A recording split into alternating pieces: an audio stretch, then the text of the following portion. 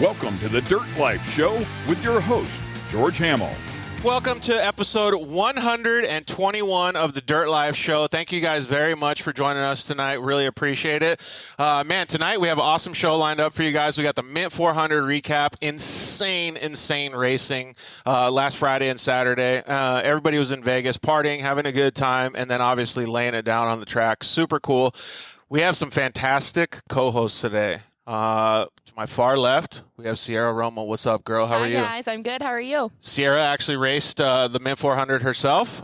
Did very well in the Pro Turbo class. And then to my immediate left here, we got Maddie Wedeking. Unfortunately, didn't have as much luck, but still had a fantastic time at the Mint 400. What's up, girl? How are you? Doing awesome. How are you doing? Pretty good. Both of you guys, I want to ask you guys this before we get our first guest, Pleasant Cook, 4x4 Barbie on.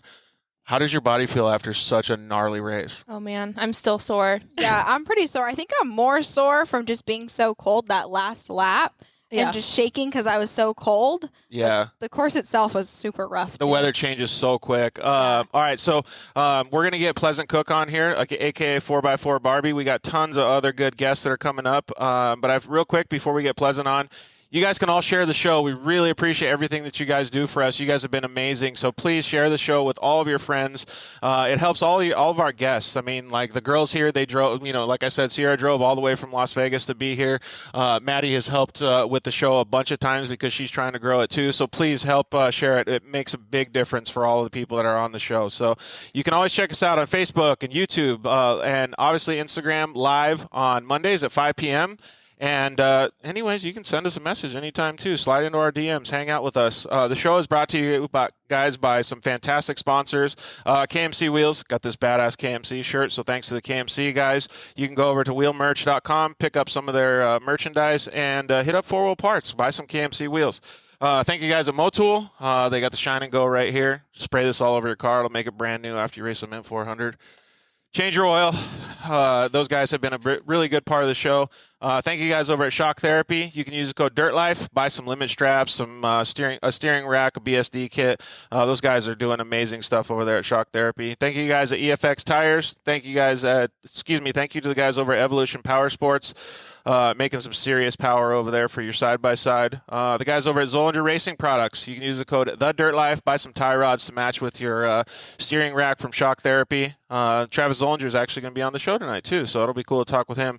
Thanks to the guys over at Cryo Heat. You can get Pro Mod transmissions from those guys. I don't know if you guys run those things. They're pretty badass, man. Save a lot of weight in your Polaris Razor. And thanks to the guys over at Solder Weld. You can use the code TheDirtLife at solderweld.com and get yourself an off-road repair kit. All right, so you guys want to get Pleasant Cook on? Heck yeah. Yeah, let's get her on. Let's talk with her. I think she had a pretty interesting Mint 400 as well, so we'll have to see what she has to say. She also had an interesting plane flight on the way home. Have you been traveling a lot lately, either of you guys? You have, Sierra? Yeah, I'm all over the place. Everywhere. All right. Pleasant Cook, 4x4 Barbie. What's up, girl? Oh, she dropped off. Oh. Let's see if we can get her back on here in just a second. So Pleasant's been traveling. She was obviously all the way over here in Vegas. I think she lives somewhere over like in Minnesota or something. Yeah, I think so. Super cold. Could you guys do it? I'm not about that cold life. No. Not at all. All right, so while we wait for her to come back on and join us, can you guys give us a little bit of a breakdown? You want to go first, Sierra, about your guys' Mint 400? Yeah, the Mint 400, it was kind of a rough one. Our first lap was super clean. Going out for our second lap, we broke an axle, and so that put us down some time.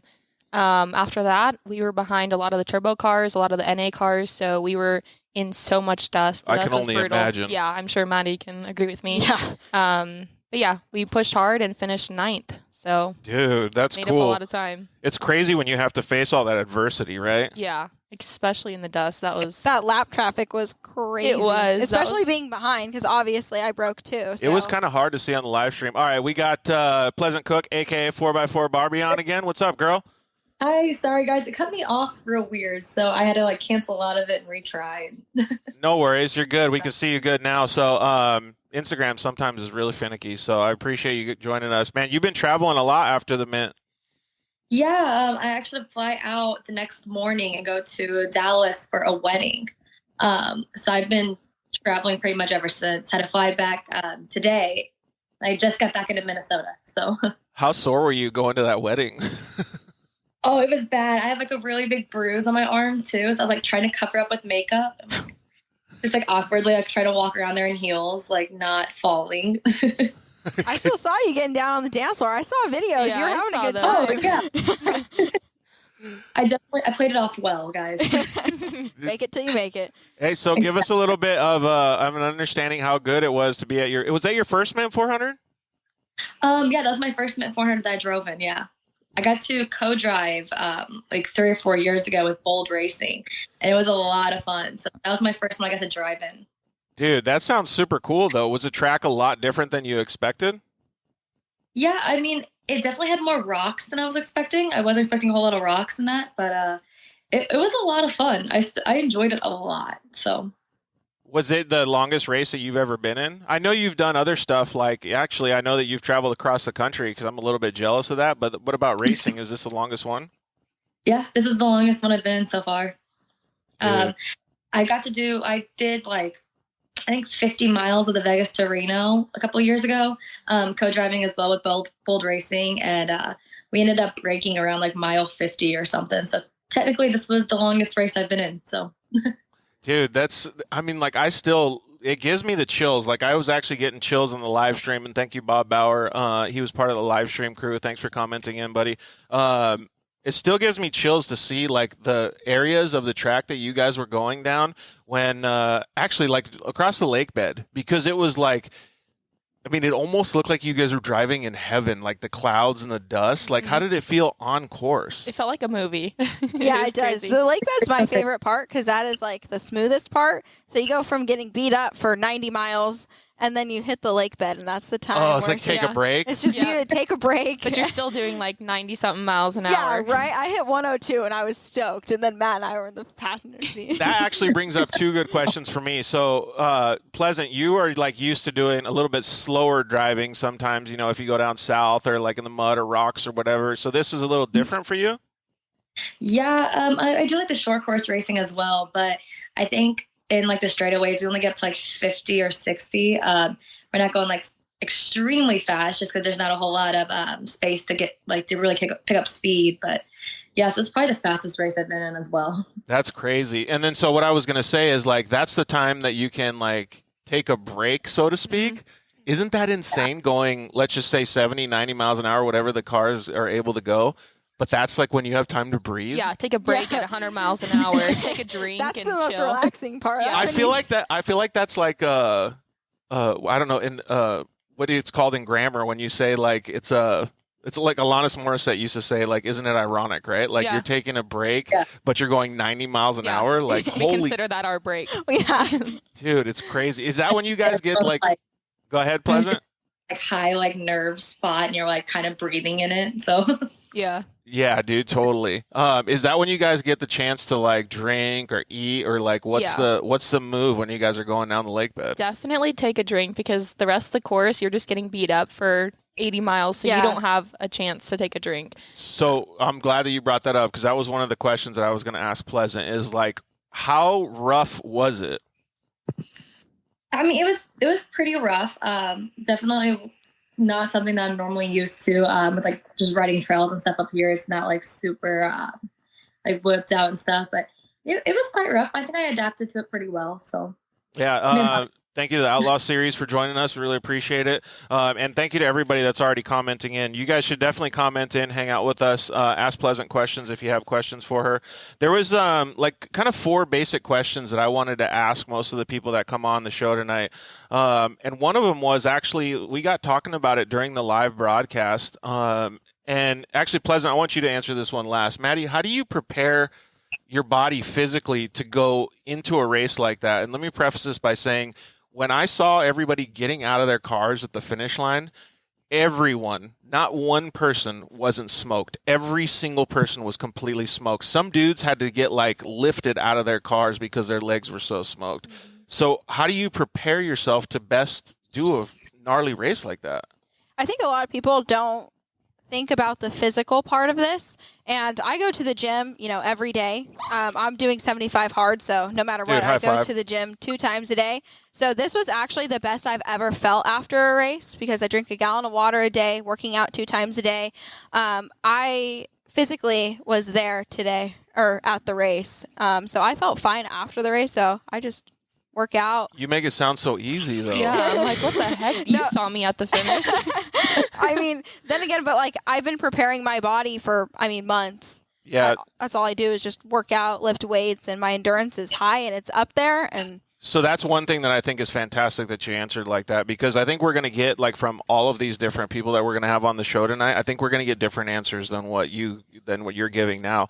But it really brings to light the fact that you can be prepared for something that's that gnarly. Yeah. So give us your take on it, Sierra. Well, I think like Maddie was saying, exercise and diet probably plays a huge role in doing good, because that was not what I did. We were so busy up until the race.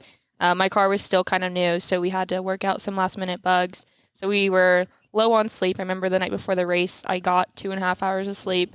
So the next morning when we raced, we did 400 miles, and by the time we were done, I was beat. Yeah. So I think probably exercise and diet is definitely the key to doing good. And, somebody like Pleasant, she has to travel all that far, right? And she has to get everything lined up. So how was it for you? Yeah, I didn't get to work out as much as Maddie. Like Sierra, my car was pretty new as well. We still try to kind of keep just being physically fit or whatever, the weeks leading up to it. We had a lot of working on the cars, getting out the bugs, making sure everything was running properly, even just wiring and just little stuff like that. And then trying to get parts, of course, going from California to Minnesota. There was definitely a lot of, hey, I'll just pick it up while I'm out there and put it on the night before kind of thing. So definitely watched what we were eating and making sure our diet was pretty clean, the couple days leading up to the race, and just trying to make sure everything just food wise and drinking wise, just drinking water, Gatorade, stuff like that, trying to stay hydrated. Yeah, I know a few people actually went and got IVs and stuff because they weren't able to get themselves hydrated enough with liquids the week before. It's so crazy to me to see that. Watching it on the broadcast, it was clear that I wasn't out there, but I didn't think it was going to be that physically demanding on people's bodies until I went down there and saw people getting out of their cars. And when I did, and I saw the mental capacity that every driver, including, all of you guys, had when you guys got out of the cars, I was like, holy cow, you had to have been spent halfway through because of how much you pushed your body through to get to the point of the finish. Definitely. Yeah. I think I had stopped halfway and I was like, get me an energy drink. I don't care what it is. So I pulled into the pits and I poured a Rockstar in my mouth. I was like, I just need something to get me through that halfway mark. And sure enough, it worked. I think it's harder on you mentally because you have to stay so focused, especially at going those high speeds that we're all going at. You have to think way faster. Your reaction times have to be on point every time or else something bad will happen. So I think that all these drivers mentally are more tired. Yeah, mentally just smoked. Yeah. How did you feel during those portions of the race, Pleasant, maybe the middle portion, 3/4 of the way through, and then at the finish? Well, since I only did one lap, it was pretty cool, going through the one lap. And then, after you see, you read, the mile marker signs, I'm like, man, I've only done, 20 miles of this thing. It kind of takes a toll on that where you're like, I could do this 3 more times. But, yeah, just trying to kind of keep, everybody said, the focus, just trying to watch, pretty much watch out for anything. I was trying to watch for rocks, trying to watch for whoops, trying to watch for anything that I possibly could to make sure that, I could keep my car together the entire time. Yeah, so take us through that then, because a couple of the other questions I was going to ask is your favorite moment and the sketchiest moment of the race. But let's answer the sketchiest moment because I know that you ran into some adversity.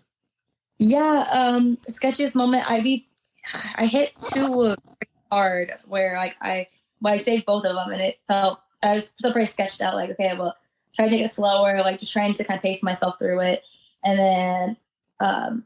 On the second lap, I was in the co-driving seat and we hit that one little bump or whatever in the road, and just looking at the ground and then the sky and then the ground and the sky. That was probably the sketchiest moment, I would say. Yeah, for me. You ended up actually tipping it over or flipping it over too, right? Yeah, no, we rolled and then barrel rolled a couple times. We nosedived and then barrel rolled. Well, first and foremost, we're glad that you guys are okay. The safety crew got out there and helped you guys too, right? Yeah, no, they were there within like minutes. Like as soon as it happened, there was another vehicle that had just wrecked, I guess, about a few minutes before us, and they ran over there and helped us out and made sure we got out of the car and we were safe. And then within minutes, the safety crew came out, helped us flip back over and pulled the car off the track. So. Well, I'm glad. Yeah, I'm glad that you guys are safe. It's just so gnarly to hear every single racer's different story. Oh yeah, I remember I saw you out there, and I saw your car, and I knew exactly what you had hit because the first lap I hit it too. And it was just luck of the draw. It was like this straightaway, and it had like a few whoops, and then all of a sudden there was a huge booter in the middle of it. And you're doing probably 60, 70 down that road. And it was a booter into the face of another booter. So it was like two booters in a row. Like super weird timing. Oh, yeah. So it would probably like buck you and then hit it again and then buck you again. Yeah. So I knew exactly what she did because I'm like, all of us probably did that. Yeah. The first lap when you hit that, and I was in the dust at that time. And you're definitely puckering. Yeah, I was like, oh my gosh, I'm in a 4-seater, so it didn't feel nearly as bad for us. But they were in 2-seaters, so I couldn't imagine hitting that at speed in a 2-seat car. Oh yeah, dude, that's I seen you guys go by, and I was like waving. I was like, "Hey, it's my friend." Yeah, I'm like, hi. I know. I stopped. I was like, "You okay, Barbie? How you doing?" She just gave me a thumbs up. Yeah. That's good that you guys are such respectful racers, though. It makes me feel good to know that you guys are out there doing that. We only have a couple minutes left with you, Pleasant, but what was your favorite part of the race or favorite part of the event? I mean, honestly, I enjoyed the entire thing. It was so much fun. It was such a different experience coming from the short course background, getting to do an endurance race like that. And I had a lot of fun. Like just even like going down the straightaways, following the highlight poles or whatever. It was just so surreal, I guess. Just kind of being out there where nobody else really normally goes and just getting to see like the views and stuff and being racing at the same time. The whole thing was super fun to me. Yeah, I agree with that 100%. The Martelli brothers put on a fantastic event. It's one of the largest, obviously, off-road racing events in the United States, but it's so well put together. Like, there's so much excitement to do. Like, there's the Fan Fest or whatever they call it, Tech and Contingency. Like, that for me is like an all-time high. But I told Matt, like, the best thing, in my opinion, is that driver meet and greet. I think they call it the grid walk, when you can go and look at all the trophy trucks and everybody can stand next to there. Dude, like that's Insta-banger heaven right there because there's so many cool things that you can see. Did you get to do that at all, Pleasant?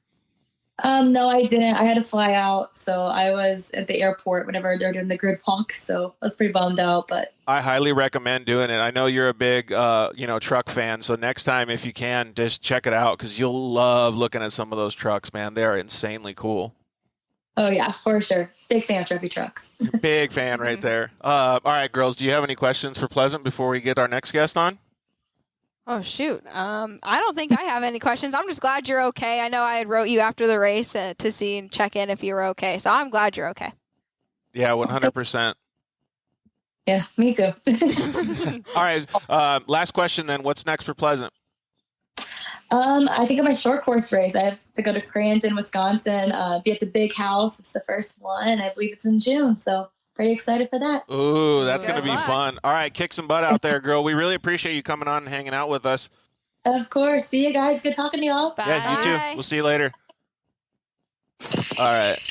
We're going to get the boys on with Branden Sims and Skylar Howell. We're going to talk with them a little bit. And while we wait for them to get on. Oh, hey, guys. What's up? What's up? How are you guys doing? Whoa, is that snow? I hope not. I hope not. I was looking at Skylar. I can't see the background good enough. All right, boys. We got Branden Sims and Skylar Howell on. What's going on, dudes? I'm just busy picking up the pieces of my heart right now, bud. Dude, I can only imagine. Skylar, what's going on with you? Can you hear us, buddy? Yeah, can you hear me? Yeah, we're good to go. So how's your guys' days following up after the Mint 400? Heartbreaking. Dude, so we tried to see if we could diagnose and mention what happened to you guys while we were on the live stream. You guys were basically, battling for the first, first, second, and third spot all day. And then finally you guys get there, and we thought it was a throttle body that caused an issue. What, actually happened? Yeah, so basically we had the same issue that we ran into at Baja 1000 when we made it to race mile 1060 right there towards the end of the race. And basically for some reason, and we can't figure out exactly what's causing it yet, but the throttle body that is used in these cars is made by Bosch. And for some reason, we literally just be cruising along, and then we lost all throttle. It just goes to idle. You can't do anything. You just hit the gas, and nothing happens. So that was the issue we ran into in the two biggest races that we've done in the last 5 months, and took us out of the lead in both of them, to be honest. So it's kind of unfortunate. It's not a Polaris problem. It's I don't know. We don't know what it is, but it doesn't happen to very many of us. It just seems to be us as of lately. So it's just an unfortunate issue. I'm just going to say it's because you're giving that much more throttle than everybody else. And I was holding it to the floor that day. There's no doubt. We were that new Turbo R was working so good. We were having so much fun. I mean, don't get me wrong. The course was still rough and brutal, but the suspension on that new car is just so amazing. So we'll talk about that. I want to definitely get into your guys' race. But just to finish up with the throttle body stuff, Maddie was shaking her head like maybe something's happened to her before, too. I had the same exact issue at the Mint. Oh, really? Yeah. The same thing? 30 miles, yeah. Wow. Yeah, the same exact issue, which was the first time I've ever had this issue. So we were all surprised. So we should talk afterwards, Branden. One of my buddies, his name is Paul Yaw. He runs Injector Dynamics. I think he's actually seen this same issue before. So we should talk afterwards, see if he could help you guys rectify this issue. Branden, are you fishing? Yeah, right definitely. now? I'm open. No, I'm catching. Oh, right on. So let's go a little bit into the race then. I'm really interested to see. I have a couple specific questions, like what's the sketchiest moment of the race and what was the favorite moment of the race. But leading up to it, we know you guys are always prepared when you go, but you get to the starting line, or you guys just have full confidence that you guys are going to be able to do good? Yeah, pretty much. Not always. I still get lots of nerves and stuff, but we got a lot of confidence going into the races now. I know that my prep's really got, on point. And it's, we don't really have any issues when we're driving or navigating or anything. It seems like we're pretty much dialed in when that goes. There's always stuff that you have, that you can't account for. But, when you said, we're going to talk about some sketchy moments and stuff, I don't think we really had any sketchy moments in this race at all, to be honest. The biggest issue is just trying to pass, in the dust. That's the biggest, the sketchiest times we have. And we are coming up on some of those limited cars so fast because Dustin was pushing us, to basically try to, we were setting some pretty fast paces. I mean, I didn't think we were going to run that fast of a pace until I kept finding out that Dustin was right there. So that was basically every question we had was, where's Dustin? And I know that Dustin's questions was, where's Sim? So I know our pit crews were relaying to us the same info, just opposite people. Yeah, 100%. We were actually talking about that on the live stream as well. You guys had such a fast pace going. We were actually a little bit worried, and you guys can probably expand on this. When you're going that fast, are you kind of worried about if the car is going to be able to last? Because we didn't know. We were like, man, they are really pushing it. Yeah, definitely on that course. I know you guys can all attest to this, but that course was brutal. So it was kind of the luck of the draw. If you can hold your car together, some things you just have to pray and hope that your car is going to last to the finish. Sometimes it's luck. Yeah, 100%. But it was brutal. Nowadays, Skylar, these vehicles are built so good, you can pretty much push it 90, 95% the whole race as long as you drive smooth and have good navigation. Yeah, and I'd say, I was a little worried being that everything on that car is pretty much stock. And so we haven't really pushed that car that hard to see how well the components hold up and the suspension, the bearing carriers, ball joints. And with that being... With the car holding up at the speeds we were going, pushing through that rough of a course was pretty wicked. I mean, I don't think I've had raw shoulders from the neck brace and seatbelt in a long time. Yeah, I saw the video Polaris posted of you guys. You guys were cooking. Oh, yeah. Oh, the one where Branden just tries to jet past in a high-speed corner. It's crazy. Yeah. That's the fun stuff. I enjoy that. It's just controlled out of control, basically. I have in my head what I want to do, but it's pretty wild. That really gets the adrenaline going, though. A couple of things that we were actually talking about during the broadcast was the amount of car control that you have, Branden. First of all, you're a fantastic driver, but does some of that also come from Skylar? Because if it does, you guys had no radio communication is what I understood, and you guys were doing hand signals. So how does that translate in those same situations going that fast? So, well, unfortunately, like 50 miles into the race, we did lose radio communication between me and him, us and our pits. We just absolutely had no radio communication. A pin actually came out of one of the connectors. So there's really nobody to blame on that either. It's just bad luck. I'm just chalking both issues that we had up to bad luck, unfortunately. So, instantly we're trying to figure out what our options are as far as communication between the two of us. And what we came up with was, Skylar was trying to fix the radios while we were driving. He was taking pictures underneath the dash to see what exactly happened. And then I saw him messing with wires. And the next thing I know, there was smoke coming from under the dash. And I was actually seeing some flames. So that was a little sketchy. Yeah, it was. But I wasn't going to pull over. We were killing it at that point. So, dude, and you're not a big fan of smoke and flames. I could see him you could tell the wires were burning his hands and stuff. So, fuck, I don't have service right here. You're good, dude. We can still hear you. You good? Yeah, we can. Well, anyway, so he was. I reached under there and I grabbed the wire and it burnt my whole hand. All the insulation for the wire came off, and so the wire that actually came out of the pin was the hot wire, so it started grounding on the frame. Whoa! And so it caught on fire after so long, because every speed zone I would undo my belt and try to reach down under there and get as much room as I could to try to fix it. And then I pulled the GPS up and it was sparking in my hand and there was flames. It was pretty wild. Dude, that's so crazy what people go through during the races. Like, I didn't know any of this. Yeah. Like, did you guys have... I had no idea. That's bananas. What even happened so shitty? Branden, I think we can still hear you. So, like, the whole time, are you guys just still wooded? We're back. Yeah, there you go. Are you guys still wooded the whole time? Oh, that you yeah, guys were fighting? This was coming out of a speed zone, actually, and I was, like, trying to, like, mouth him that there was an electrical fire, and then he saw what I was talking about, and so he slowed down for a second, and then I kind of pulled the wires away as they were sparking to make sure that they weren't, like, catching on fire, and then I was like, no, just go.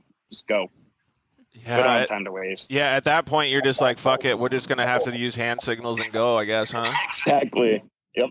Dude, it's so crazy to see. Like, and first of all, in my head, I'm thinking, like, dude, even more kudos to both of you guys for going that pace with that limited communication, because to me that's phenomenal. Like, I always think that the co-driver is so freaking important, and then taking that, like, and having it be limited like that. What do you guys think? I couldn't imagine, and especially to run the pace that they were running up front, you rely on your co-driver at that point, and so for them to not have that ability to talk to each other is just crazy. It's bananas, right? So what? Be able to push that hard. What would you guys consider? He's a good driver. Yeah, dude, for sure. Well, I mean, a good co-driver to you too, Skylar. What was your guys' sketchiest moment of the race? Passing the limo. Really? No, I'm just kidding. I honestly can't think of one sketchy moment that we had.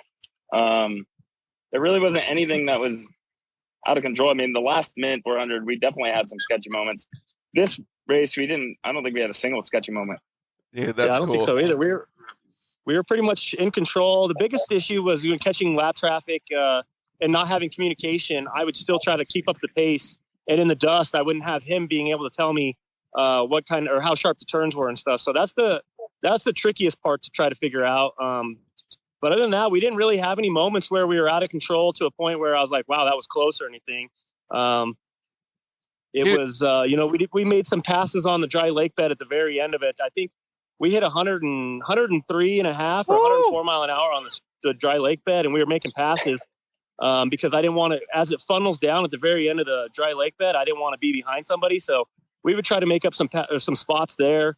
Other than that, I mean, we really didn't have much sketchy moments, which is good. I mean, dude, sketchy's scary. It's phenomenal that these UTVs can go that fast. Like, I still think that any UTV over 90 miles an hour is insanely fast. Dude, I can't believe you guys were going that fast. So to go back to what he was saying about limited communication with the driver and the co-driver. So if either of you guys, Sierra, you go first. If your co-driver isn't telling you, hey, we got a sharp right coming up, how the heck do you know how fast to approach it? Like, because that means that Branden, like, it's like seeing, I don't know, it's like seeing the future almost. Oh, yeah. I definitely don't know how they did that, but I like the fact that this course was a loop, so you kind of start to memorize the course a little bit, so I'm sure that helped out a lot. But the dust and the whoops in each corner just got worse and worse and worse every single lap. So the fact that they didn't really have any sketchy moments and no communication is pretty impressive. Yeah, that just says he's a good driver. He's a good driver. Dude, yeah. And what did we come home with, 4th or 5th place finish? Looks like we got 5th. Evidently, I got my first speeding ticket in a long time. Oh, really? On the course. I heard a few people got some speeding tickets, though. I got a 10-minute penalty. Though. I still don't even know what I did, but apparently we got a 10-minute penalty. I really still don't know what I did. It's hard without a navigator. Not that he tells me the speed the entire time, but he'll let me know if I'm going over the speed limit, and then I look over and slow us back down. But I honestly have no idea where we got our speeding ticket at. But because I was watching it too, and I the only speed that I saw that was high was 26.5, and that was only for a quick second, and we slowed right back down to 24. Yeah, so, we heard that quite a few people got speeding tickets this race too, and it wasn't just in the UTV class. It was actually in quite a. I actually heard a motorcycle guy did too. But, dude, still kudos to you guys for doing so well, man. What was your guys' favorite portion of the track or favorite moment of the race? By the start, when I got to watch the guy almost wad it next to me. That was pretty cool. Oh, was that the video with the Can-Am guy just going full send? That video is awesome. The commentator, that was my favorite part. What did he say again? Like, I don't remember what that's the dude that bumped into to the light generator, right? Yeah. Yes. Yeah. He went full send. At the start of the race, he told me he was going to give me a run for my money. And he was the first one to the corner. I want to know, like, what your thoughts were when you're just going through the air and you see this guy, like... Dude, he's flying right by Sky. Yeah, and then just going straight into the generator. Like, what were your thoughts? We actually... Branden almost stopped. I just wanted to watch what was going on because it was so entertaining. I don't blame you. I would have stopped. I would have stopped, too. Dude, that's so hilarious, man. Yeah, that was gnarly. I was able to watch the entire thing, and like I came into that corner, I was like, "Yeah, I'm gonna slow down. I want to watch." It's pretty gnarly though to look at my right shoulder and see him just flying. There was zero way that dude could have held it like without that generator being there. I mean, he was gonna go another 30 feet down the race course, and But like, if we're thinking on a positive note. Hell yes for that dude to go that wooded into the corner next to Branden Sims. Like, he definitely gave you a run. Yeah, no doubt. Yeah, he was on it for sure. Sure as hell tried. I would probably do the same thing if I started next to Branden Sims. Oh, like, you Sierra would go wooded too? The Graham liked it. Broke the internet. Hey, yeah, if you're breaking the internet, dude, that's awesome. You basically won the race at that point. No one remembers Branden going through it. They just remember the guy next to him. Yeah, nobody even knows it was us because I've commented on some pictures. They're like, dude, that was crazy. And they're like, yeah, didn't you see that video? Like, yeah, I watched it from the car. But... Yeah, like, well, we're good, man. I seen it. That's awesome. I know we have some good in-car footage because we had some GoPros on, so I can't wait to see those of that. Man. Oh, dude, that would be sick to see him just like sending it right by, like a plane taking off. That'd be cool if you could overlay some music, like. Yeah. Right? So, yeah, that sounds like a pretty cool portion of the race. But let's get back to the professional part of it. How gnarly was the track for you guys? It was by far probably rough. the gnarliest course that we've raced in all of Baja. Everything. As far as a course that just kept delivering punishment, that was probably the most brutal course we've raced for that amount of time. Oh, that's good. I'm glad I wasn't being a sissy la because I thought it was brutal too. Yeah, it was pretty brutal. Like the last 2 laps, brutal. I was like, okay, I think I'm done now. Yeah. It looked like it was Yeah. so gnarly. We asked Pleasant Cook, who came on just before you, we asked her what you guys, or what she did, or anybody, what do you guys do before the race to be physically able or capable to be able to maintain a full race like this? Because at the finish line, when I came up, there was so many people that their bodies were just pure smoked, like all the way out of gas. I think Skylar drinks 4 to 6 beers a day. And doesn't do much. Doesn't do much at all. I, on the other hand, don't drink very much beer, and try to eat halfway healthy. And somehow I just guess I got lucky and have a good metabolism or something, because That's just the way it works. Yeah. So, And I we actually, and go ahead. and ibuprofen 800 right in the middle of the race. Ooh, It's yeah. a game changer, though. Oh, because it thins out your blood? Oh, it brings you right back to yeah, exactly. It brings you right back to normal. You're like, oh man, all See, right, we can go another race. That's probably what I'm doing wrong. I usually take it after the race when I'm already in pain and sore and can't move. So maybe Yes. before, during, and after. I take mine Yes. before. That way, then when Smart. it kicks in, no more pain. Yeah. Yes. Yeah, we do that ibuprofen 800 at halfway point, and it really helps. Pro tip, everybody. Yeah. Pro tip. Brandon Sims and Skylar Howe. Pro tip. All right, so we got to jump off in about 2 minutes here. So what's next for you guys? San Felipe? Are you guys going to go down to Mexico? Oh, I'm really looking at it. I really, I want to go pick up where we left off and go win a race. So, man, I started looking at it today. I'm looking into it. Skylar says he doesn't have time, so I might have to trade him in for a different co-driver. This guy forces me to do so many races. Hey, you know what, Brandon? I could be your co-driver, but I'm going to be down there with SMG. So if I'm your co-driver, maybe we can hang around Craig so I can do social media the whole time during the race, if that's cool. Okay. Well, I just got to find a place to stay and everything else. I haven't quite looked into it yet. I asked Brett today. I was like, hey, what do you think about me going down? Because it's not even on my schedule at all to go race it. But, man, I really want to now. So I love how that Turbo R works, and I think that Turbo R would really kill it down there in San Felipe. That would be You're cool gonna to have to see. quit catching and go work on your car, bud. Hey, believe it or not, it's ready to race. It was ready to race as soon as we finished the 400. I mean, as soon as we put that new throttle body on, it was perfectly fine again. Ready to go, yeah. Ready to rip. Well, I know that you can call your buddy Craig. He's probably got an extra bed if you want to sleep in that at San Felipe. Perfect. All right, guys. Hey, thank you guys both for hanging out with us, and hopefully we do see you at San Felipe, Brandon. If not, we know Skylar will be drinking beers for us. Okay, well, I'll see if I can't make it happen, and hopefully I can, and that way I can go play with everybody. Yeah, thanks, guys. Hey, and really, honestly, man, congratulations to both of you guys for bringing that car across the finish line. I still can't tell you how impressed we were by how fast you guys were going in the circumstances that you had. So, insane job in the car. Yeah, Thanks congrats, again, guys. You guys are and, killing it. Thanks, Thanks, guys. guys. All right, we'll see you guys later. Bye, guys. All right. All right, so as we're getting ready for our next guest to come on, we're going to get, let's see here, the Honda boys are going to come on next, Ethan Eber and Joe Weining. But we also have some other notables that are going to come on for the rest of the show. We got Carson Wernemont. He's going to come on. We haven't talked to Carson very much.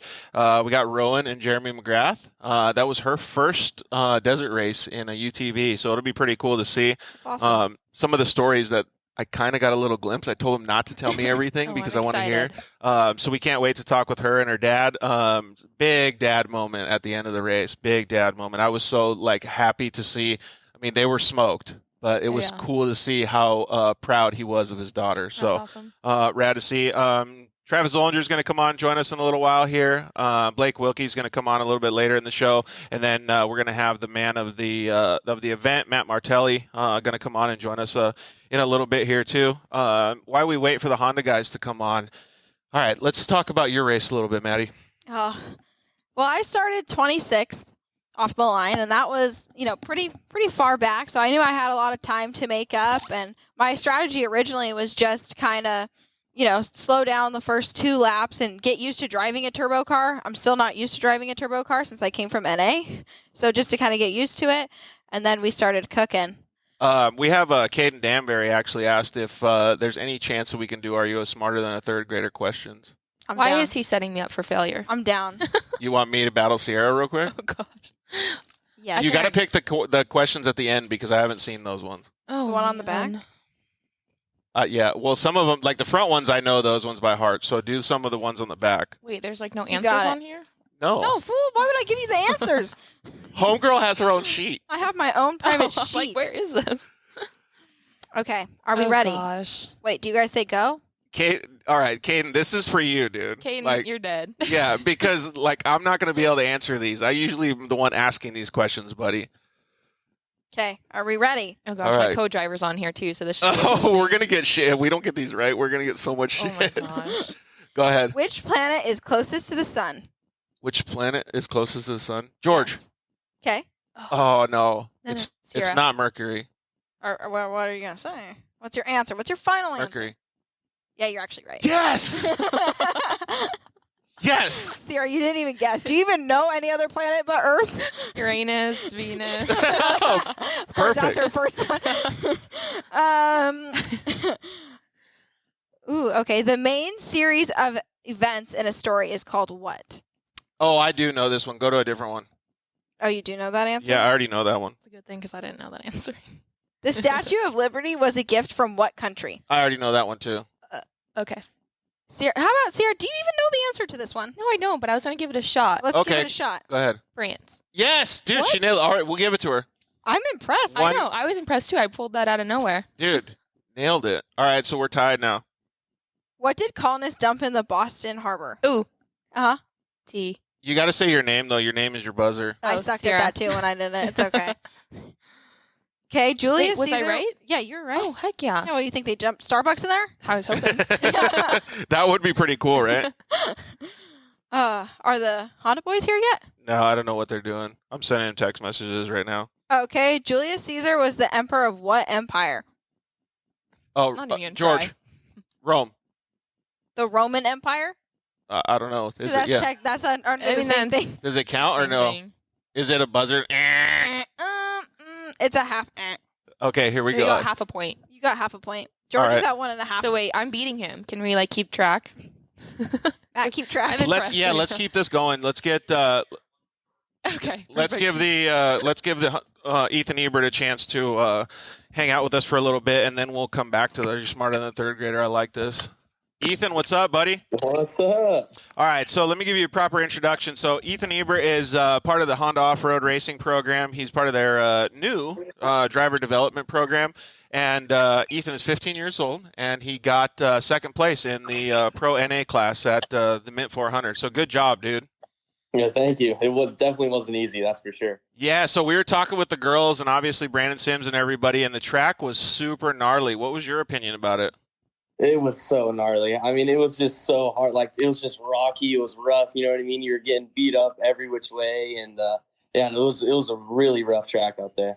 So you're used to racing short course, mod karts and things like that, and this is pretty much, you've only done a couple. You did the UTV World Championship, I know that, and Parker, so you've only got a couple desert races under your belt. But understanding how this desert racing stuff is going, are you feeling pretty comfortable with it? Yeah, we're getting there. You know, it's definitely a way different pace from short course. While on short course, you're like, go, go, go, get to the finish line. But for desert, it's like chill out, just save the car, get it done, and get it to the finish line. So it's definitely really different, but we're getting used to it. That's for sure. Right on. So hopefully we'll have Joe Whining, your co-driver, join us in a little bit here. But give us a little bit of backstory on maybe what he does in the car to kind of keep you focused on make sure that you guys cross the finish line. Because we were just talking about how important co-drivers are with Branden Sims, and both Sierra and Maddie really rely a lot on their co-drivers. Were you doing the same thing? For sure, yeah. I mean, he just had to. He just kept telling me, keep it calm, cool down. It's only the first lap, you know what I mean? So just keep it calm. You have to get it across the finish line. So yeah, he was just warning me there, just telling me, keeping the car cool, keeping me cool. Drink water, do all this. So yeah, no, I mean, it was definitely. I definitely relied a lot on Joe to help me there. Yeah, and Joe is a fantastic co-driver as well. So we're gonna see if we can get him on here and hang out. Unfortunately, he wasn't able to remember how to do it, so we'll invite him and see if we can get him on. But it's good to have a really good co-driver because they can pretty much manage the race for you, and you can just focus on moving forward. Joe Whining, what's up, buddy? Hey, gentlemen, how are you? Dude, we're doing good, and we were just talking about Ethan about how important co-drivers were, and we actually just talked with Branden and the girls here a little bit about it too. What do you think? Because you've already had experience with some of the best names in the business. We're talking Jesse Jones. You work with Bryce Menzies. You've sat shotgun with Toby Price, and this race was completely different. I know it was really, really rough. So, what was the vibe in the car with you two? The vibe was great. Ethan and the whole Honda crew they're awesome. Really, really good people. Really well organized. They came to race. I'm typically used to being in a class one car or a trophy truck. So the UTV out there in a trophy truck style course was tough. It was really rough, really rocky, and we just kind of picked and choose our battles all day long. So I like where you're going with that statement. Ethan, we're going to let the girls go first, Ethan, but what do you think about Joe's comment about UTV on a trophy truck style course? I think that describes it perfectly. Yeah. Like the whole race was just basically huge spread out whoops. And I'm like, this is perfect for trophy trucks, but for us, it was like swallowing us up. It's hard to find a rhythm for the UTVs, but then again, I think it just proves how much UTVs have evolved. So what's the feeling though? Does it mean that you're like jumping off each bump, slamming into the next whoop? Is that what it is? Because they're too far apart, or like? Yeah, I mean, it kind Depends on the section. Depends, yeah. Sometimes, depending on the speed, you could find the right amount of speed depending on, the length of your car, if you could stay on top of it or not. I know the two-seaters, some of them were having issues just getting in a rhythm. So and then your four-seater, you got a little bit more length in it. Okay, so maybe that's why Branden Sims was so stoked, because that Turbo R that he has is a little bit longer. Exactly, yeah. So, more wheelbase, the better. That's crazy. And so, Ethan, you're driving one of the smallest but still capable cars in the Honda. So how are you guys managing those sections? Just going slow, you know what I mean? Because we couldn't really, have the speed to get on top of all the whoops and being able to sit up there. But we were just taking it slow, rolling through all of them, just making the car get through it. And it was definitely really interesting not being able to get on top and just trying to flow through it. But yeah, they were huge and gnarly. So, Joe, when you guys are going through the race, you guys started out, what was it, 20-something, 30-something? Yeah. I don't know. So, Joe, what's the plan then when you're managing expectations for Ethan and driving through the course and all the dust and all that stuff? Are you thinking, all right, we're going to slowly work our way up through the field here and just kind of let people fall off if we manage the pace in the car? Well, we took the first lap pretty easy just to get the course and the dangers and everything of that sort. Second lap, we started to step it up a little bit, but like I said, it's a trophy truck course, so the grooves are deep, the holes are huge, and we're in a 32-inch tire car, So the harder we seemed to try to push, the more we were hitting the bottom of the car against rocks and hooks, and like I said, you couldn't find a good rhythm in our car at that point.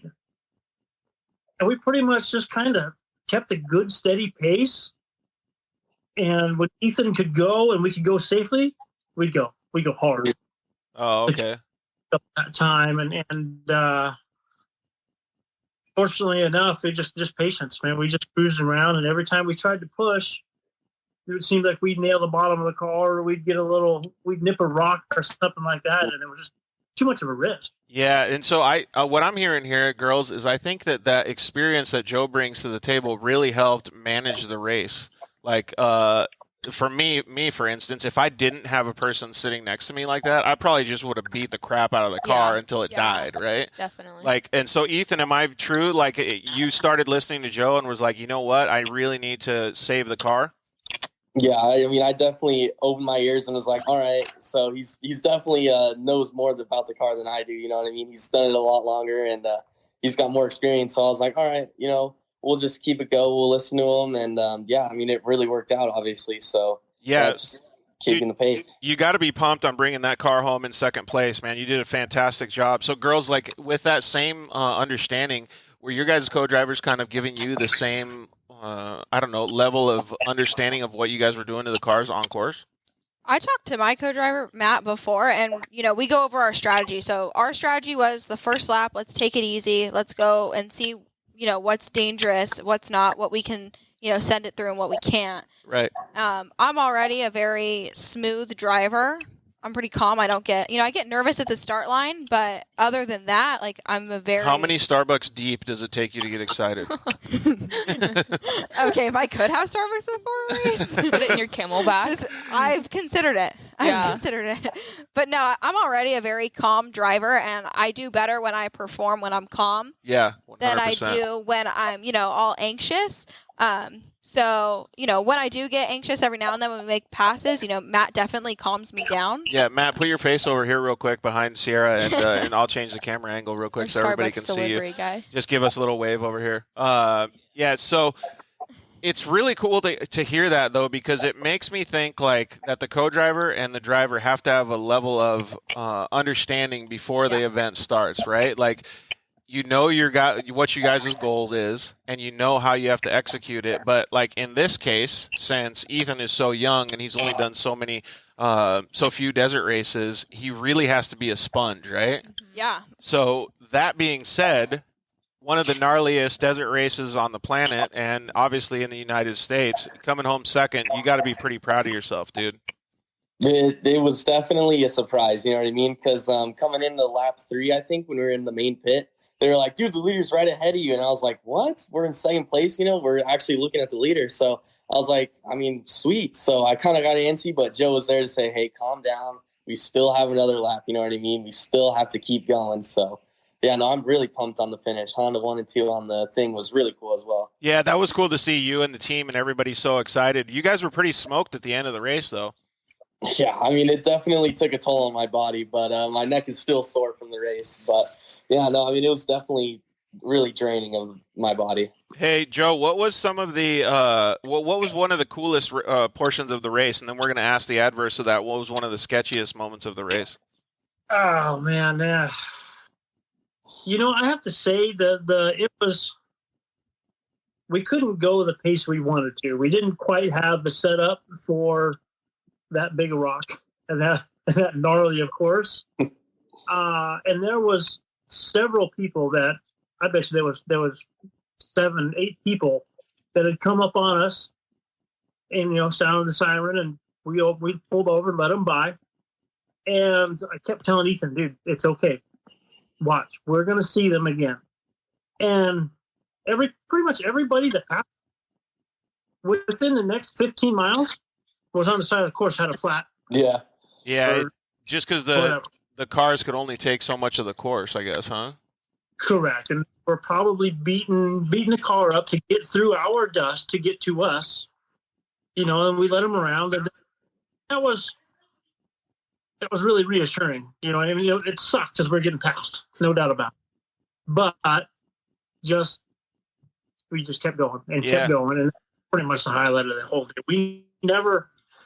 We were slightly short on fuel, so we couldn't make a full lap on fuel. So we had to stop, and that was another thing that was frustrating.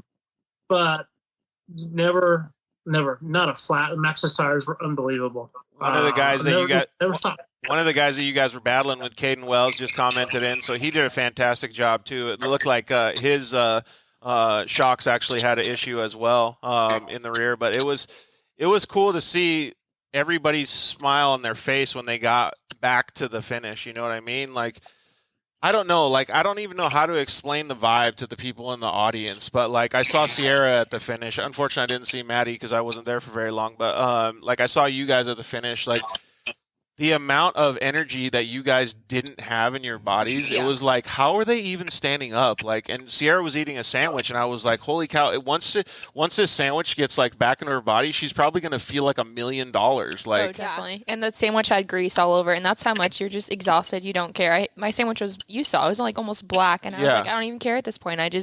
I'm so tired. I'm so exhausted. I just want anything that I can eat right now. Yeah, totally. And to me, it reminds me of like some endurance athletes and stuff. Like in the Tour de France, right when they get done, they drink a Coke, like because they need all the sugar back in their body. And we're gonna actually get Rowan and Jeremy McGrath on here in a little bit. And I saw them just exhausted, like right when I was done. Like I interviewed them real quick, and then right when I was done, I went and got them. Actually, I think Ethan, your crew actually got them. I got them a Gatorade and an iced tea, and they were so like, oh my God, yes, like just to get back into business. So cool for the camaraderie of the off-road world, but man, I can still see it because it made me so happy that you guys exerted that much effort and control at the same time to be able to get that car to the finish in second place. Yeah, no, it's I don't know the exact numbers of starters and finishers, but there are only many finishers. Just be able to finish a race like that, dude, it's a win in itself. What was the sketchiest moment in your opinion, Ethan? Definitely at night. You know what I mean? Because all those big trucks. Because we never had cleaner at night. So it was our last lap, and we were going in. I think it was like mile 60. It started to get dark, so we had to run with our lights on, and we were passing all those trucks, and all we were running was the amber lights, just so we can kind of try to see under the dark or under the dust. But yeah, I mean, it was so hard trying to get by, especially at night, wiping your visor, it's like, man, I still can't see, even though I just wiped my visor. But yeah, definitely passing the trucks was the sketchiest part. Yeah, vision is so crucial. Thanks, Chase Mankin, for commenting in, man. Yeah, everybody out at the Mint 400, anybody that raced that race deserves a congratulations, too. All right, we're going to let these guys go. You got any more questions for them? Yeah, Ethan, what's next for you? The Baja 500. So that's what we're going to do. Wow. That's a big one. That's a big one. Yeah. Look at this guy. He doesn't even care. I know. We don't need to keep it low level here. We're going straight to the top. To Baja. So see ya. We're going to Jumping Mexico. straight in there. So it should be fun. That sounds pretty cool. Joe, are you going to be able to attend? I don't know if Joe has a bad connection. At the moment, no. Still sticking with the plan. Yeah, still working on stuff for overseas as I do every year for the Australian Fink race. Oh, okay. So yeah, it's right around that same time. Not 100% sure exactly cooking there. Well, we would all love to see you at same weekend. Yes, we would all love to see you at Baja, but we understand that program that you have over there with Red Bull and Toby Price is pretty insane, man. So either way, we know you're going to do a good job helping out whichever program you decide to do. Ethan, that's cool, man. Again, congratulations for doing so well. And man, it's just so cool to see that you're enjoying side-by-side racing this much coming from the mod carts. Yeah, it's definitely a different jump, but yeah, it's definitely a really worth it jump to a desert. Right on, dude. Yeah, we got to go pit bike riding soon, dude. All right, well, we appreciate both of you guys. I'm going to be in Tucson on the 24th, so I'll probably give you guys a call so we can eat tacos. Perfect. Thank you very much, Joe. Thank you, Ethan. Yeah. Perfect. Good luck at the next one. Yeah, thank you. You guys too. Dude, I still it makes me get excited. I'm getting adrenaline just thinking about all the stuff that you guys went through during the race. Yeah. And it's crazy. Like Branden Sims, you would have never known that they were basically on fire. And it's a lot of that stuff is you forget it because. Dude, and he's not a fire guy. He hates fire. Oh, yeah. Clearly. And he got in a bad accident. Yeah. Two of them actually. But yeah, it's just insane. It really gets me going to be able to understand all the stuff that you guys went through. All right, so finish up what you were talking about your race. Oh, anyways, so we had worked our way up from 26th to 10th physically.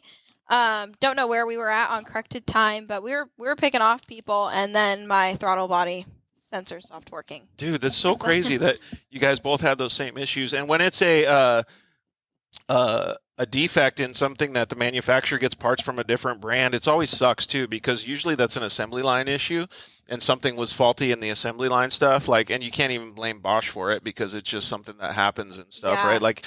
Ford has recalls for some of their parts on their cars, it is what it is.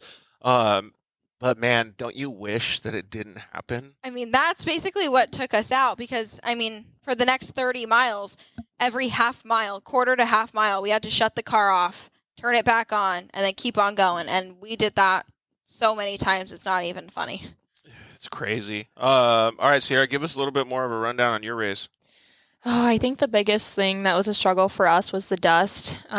With our axle braking, we were behind the turbos, behind the NAs, and on that course, there was rocks everywhere. Yeah, like you didn't want to huge pass boulders. in a sketchy spot because then it would ruin your day even more. It was basically risk versus reward, but you knew that if you wanted to be out of the dust, you had to make those sketchy passes. Like there was no other way around it. So it was literally a risk versus reward. And then next lap, you'd come around and that rock would be in the middle of the course, and then the next lap it would be like on the left hand side. Because somebody tore it up.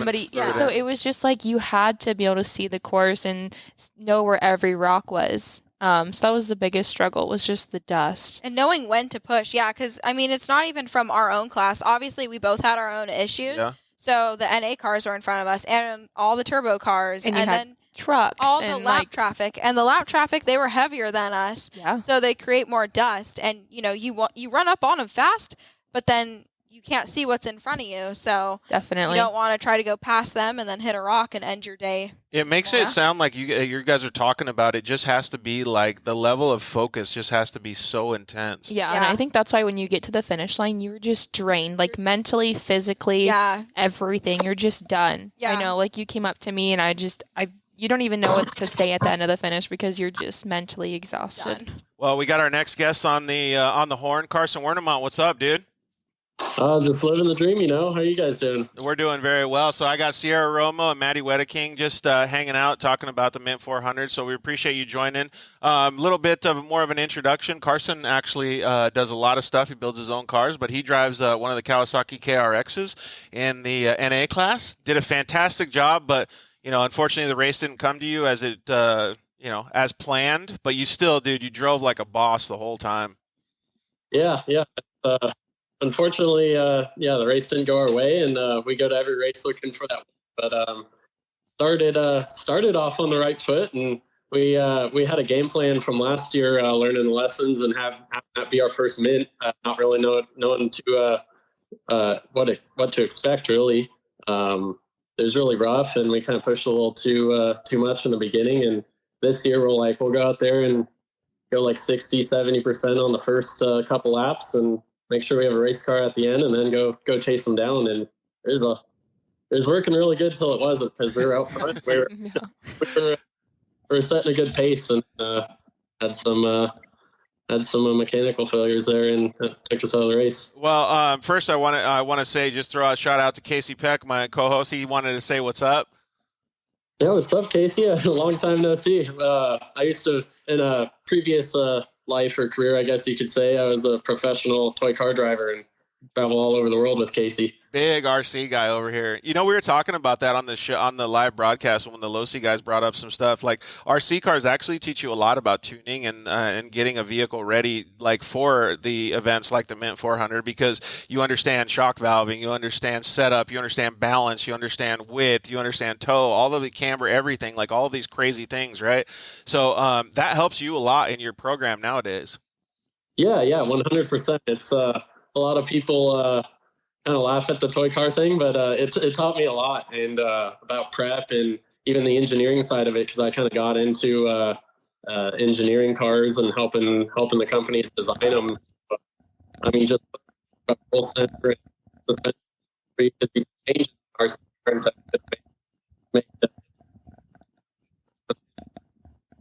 and then you can just see what it does. So I've got a bunch of knowledge of what all that stuff does. So going to design a real car, and it was able to take a full shortcut there.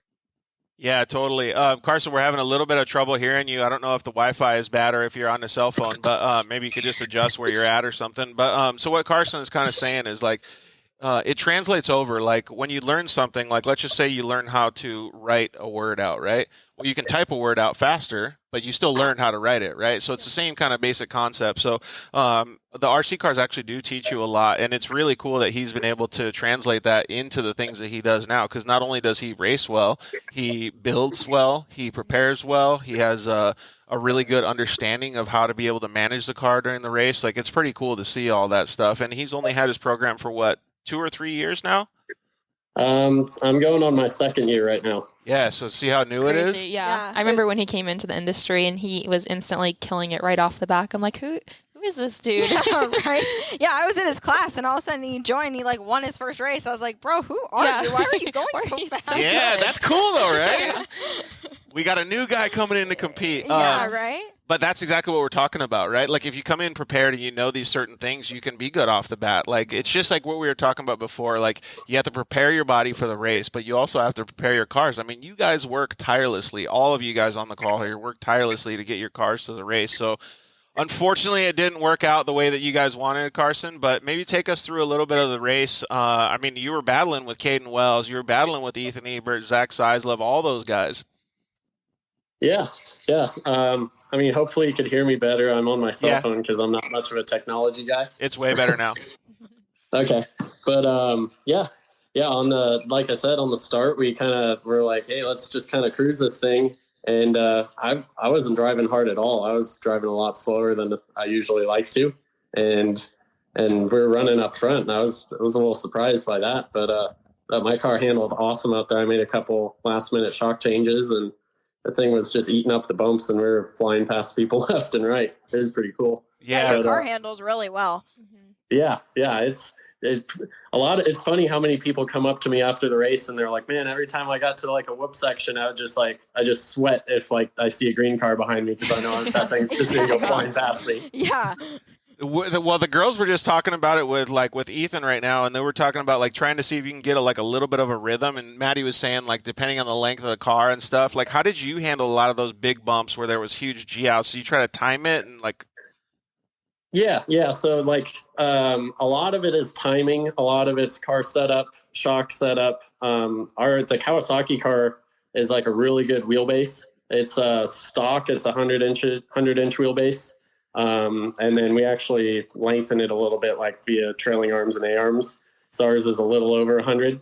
But that is like a pretty good sweet spot for like the setup of the car. And then a lot of it just comes down to driving too. I do all my testing in Barstow, which, as you guys know, is probably the worst possible terrain you could go test on. So I spent a lot of time driving in like the shittiest but no, you can cuss on this show, dude. We're good to go. I'm a normal person, so I do that sometimes. But it's cool. Shittiest of conditions. And a lot of that stuff in Barstow, like all the cross grain, is a lot of timing. Like some of it you can get on top of until you see like one good G out, and then you gotta hit the brakes and check up for it, and then you could jump out of that and kind of get into the next thing. So, and if your car is good in Barstow, it's gonna be good anywhere else. That's it, really? Yep. Yeah, because Barstow's gnarly. It doesn't get worse than that. Dang. So if I ever get back, I gotta go over there and test. Oh yeah. Yep, that's exactly why we go to Barstow. It's like if you could go to Barstow and your car works good, it will work anywhere in the world because that place is just so crappy. Yeah. Right. Yep. Well, it's good that you guys are putting in the effort to go out testing. We asked a couple other people, like, what do you do, like, for your body, like, to be physically ready for that race? Because, like, we watched a bunch of people, dude, they were completely smoked at the end of the race. Yeah. So I actually did a 2-dayer. So I raced Saturday, and then I rode in a Class 1 car with my buddy Doug Matag on Saturday. Look at this guy, double duty. So Props to you, because I want to do that. I think the only person that did more than that was Cowboy Cerrone. He did the dirt bike, the hooligan bike, and the side-by-side. Gnarly. Yeah, I'm okay. Yeah, I'm still recovering from Friday's race. Class 1 car would be pretty fun, though. Yeah. That guy is something else. I mean, being a professional fighter, he's obviously in top-notch shape, so I'm not in that. But I try to eat decent, and I try to go to the gym on my lunch break or after work and stuff like that a couple times a week, and drink a lot of water. Make sure you don't go to the bar till after the race on Saturday. Yeah, and you'll be good to go. Then you get Western, like what you said before, right? Yep. What was some of the what was the best portion of your race, or the best moment of your race?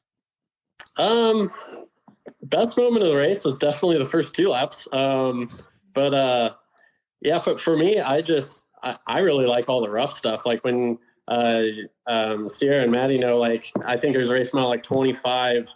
You cut off, and there's like this gnarly cross grain section. There's probably 3 feet deep. Yeah, it's like 3 or 4 foot deep whoops. And that's not where Pleasant wrecked, or when their car wrecked. This is a totally different place. Oh. Yeah, so it's like before the Gonzo pit. and it's just the gnarliest cross grain you've ever seen. And they're like 3 or 4 feet deep, but they're like kind of close enough. If you get a run going, you could get on top of them. And I think I passed on the first lap, passed like 4 cars through there. I think because none of us wanted to get on top of that stuff. It was just so gnarly. Oh, that was, you took some serious cojones to do it? Oh, yeah.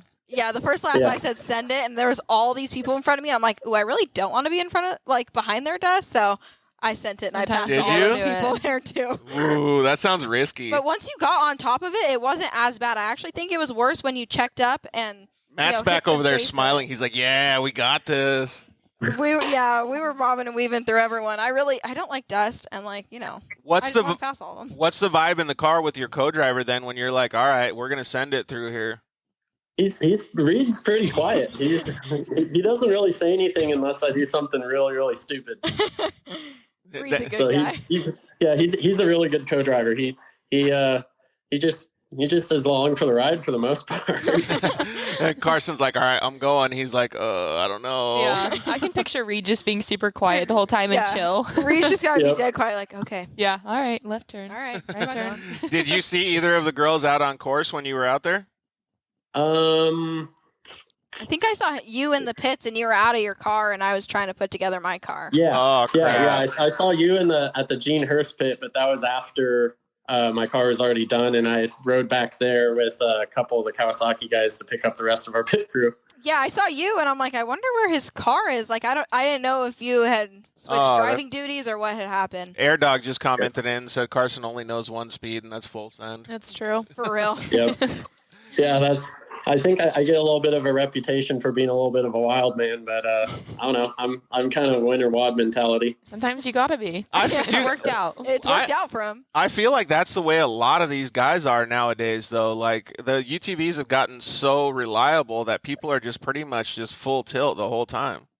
Yeah, for sure. And it's one of those things too. It's like with me building all my own stuff, I kind of understand and like kind of know how tough I built my car and what parts I'm using. I know that we have the best partners and the best products on our car, so I know I can just go out there and hammer it, and stuff's going to be fine. I'm not going to break anything off. So that kind of gives you a little bit of a boost of confidence. And like I said, testing in Barstow, it's like you can test through that crappy stuff. You can pretty much go anywhere. So and I think that was another reason why I was fast through that like cross grain section, because as soon as I started to see what the bumps look like, I'm like, oh, this is exactly like my test loop in Barstow. I go across these same bumps. Yep. Yeah. You're like, oh, we got this. He's We're like, good. this is a highway for me. Yeah, right? Yeah. Man, I wish as soon as I turned the corner and saw that, I just like wicked the throttle wide open. Like, this is nothing. It's like shifting up a gear on a dirt bike and then just pinning it. Oh, yeah. Yeah. I wish the Instagram would keep the comments of the live. You're getting a lot of love here, dude. So it's awesome to be able to see that you're so new into your side-by-side racing tenure, that you're getting all this love, and it's really cool to hear. Like, you're talking like an expert, that you have so much experience, but it's rad, dude. Yeah, thank you. It's been really, really fun journey so far, and we started this not really knowing where it was going to go. We built the car and we're just going to race Parker, actually, and then we ended up winning that, and we're like, all right, well, I guess we're doing this for real now. Like, here we go. Yeah, a year later, we got Kawasaki backing us and bunch of awesome partners, and it couldn't be going any better. So unfortunately this one didn't go as planned, but next race we'll be back, and really looking forward to that Barstow 300 race at the end of the year. Oh, yeah. Martelli brothers are going to put on. Is that your next one? No. So I'm going to do the whole Legacy series this year. Since my car is not legal in Best in the Desert, and then work on building a new car. And then I don't know if you know, but I may or may not be sitting next to a Legacy champion right here. Yeah, I know that. So, well, you better get like the second championship for me. Yeah, there you go. Yeah, I'm working on it. I got the first race under my belt, so I did see that. Yep. That's pretty cool to see that you guys can smile and laugh about that stuff, because it's not an easy feat to come home with a championship in any form of desert racing. I think it's more stress than going in like winter wad, because then you got to know, like, okay, well, shoot, I need to get this many points to maintain the championship and whatnot. Yeah, and you have to conserve your car. That is a huge part of going for a championship. Yeah. Yeah. Because you really got to think about the long game, right? Manny Boy actually is saying that he wants everybody here, Carson and both of you guys, to go down to Mexico and go racing. Oh, yeah. I need a passport first. Is he going to pay for it? Yeah. Manny Boy, open up your on wallet. Manny's card, then I'm going. Yeah, then you guys are good. What was the sketchiest moment of your race? I don't really have too many sketchy moments. I don't know. I don't really scare myself that often, honestly. Oh, look at this guy, all full of confidence over here, right? I have to do something pretty crazy to scare myself, honestly. Yeah, I can agree with that. Like, even if you in my case, tip over at the UTV World Championship in the middle of the race while leading, I wasn't scared. I was just really pissed off.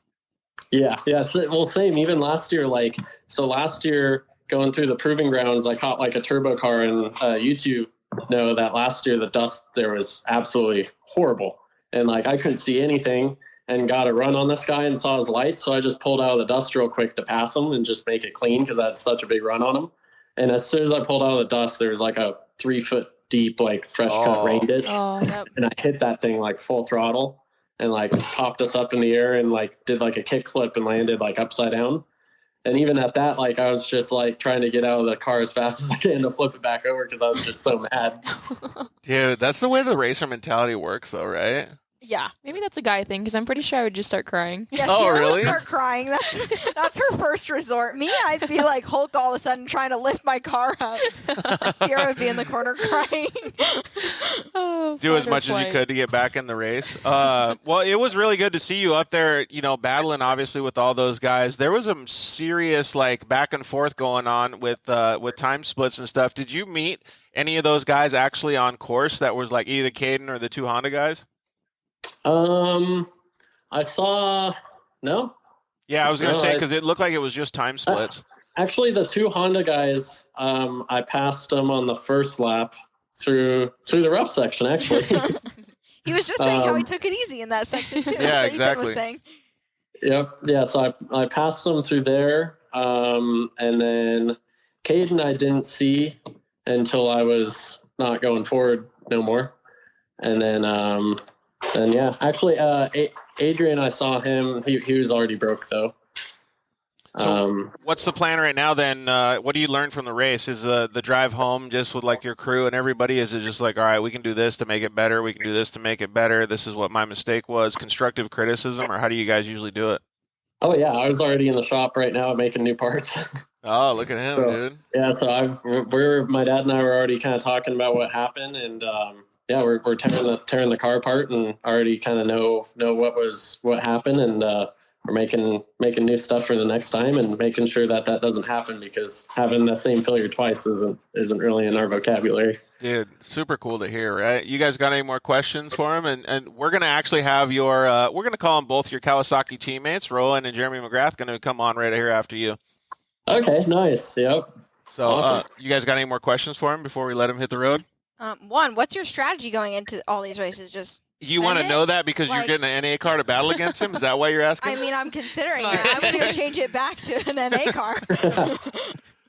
Honestly, my strategy is just go out there and just go as fast as I can. I mean, usually in the beginning, I go, okay, I'm gonna just go off the line and go usually like 80%. Just like, okay, this is what I'm comfortable driving. I know I'm not hurting the car. I know I'm not driving over my head, and I'm cruising at this speed. And then usually halfway through or so, I like assess like kind of where I'm at, and go, okay, do I need to back it up? Do I need to go for it? Like kind of where am I? Spoken like a true veteran, honestly, huh? I know, right? Super cool, man. Hey, dude, like we said before, you really crushed it out there. We're really impressed by the prowess that you have, the maturity that you have behind the steering wheel. Can't wait to see you at the next race. Awesome. Well, thank you. I appreciate you guys having me on here. Yeah, 100%, dude. We'll see you out there. All right, we'll see you. Yep. Good luck. Bye. Bye.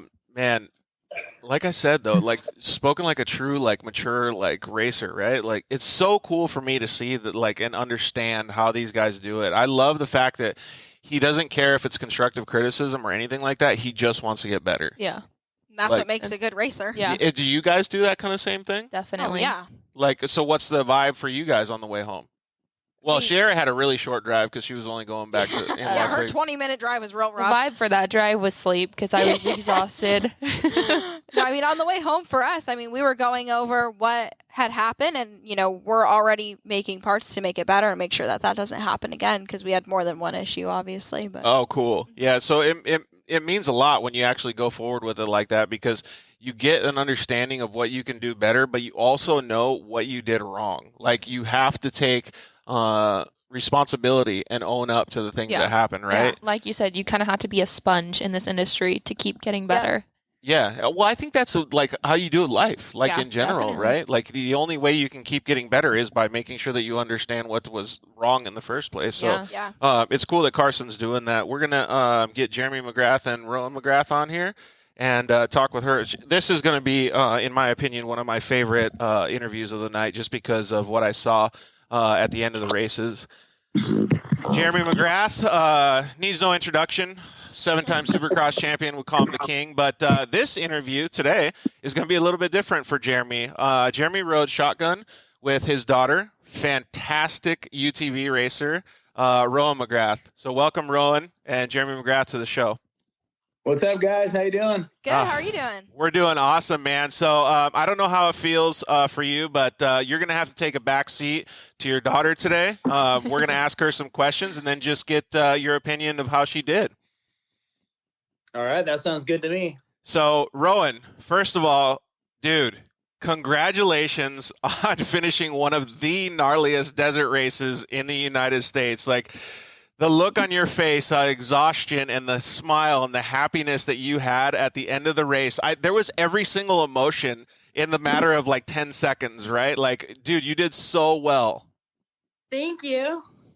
It was super cool to see. So maybe give us a little bit of a rundown, and we'll go backwards a little bit. How did you feel at the end of the race when I was getting a video from you guys? I was extremely tired. That's it? You're just extremely tired, or were you like happy crossing the finish line? Because it looked like you were pretty stoked too.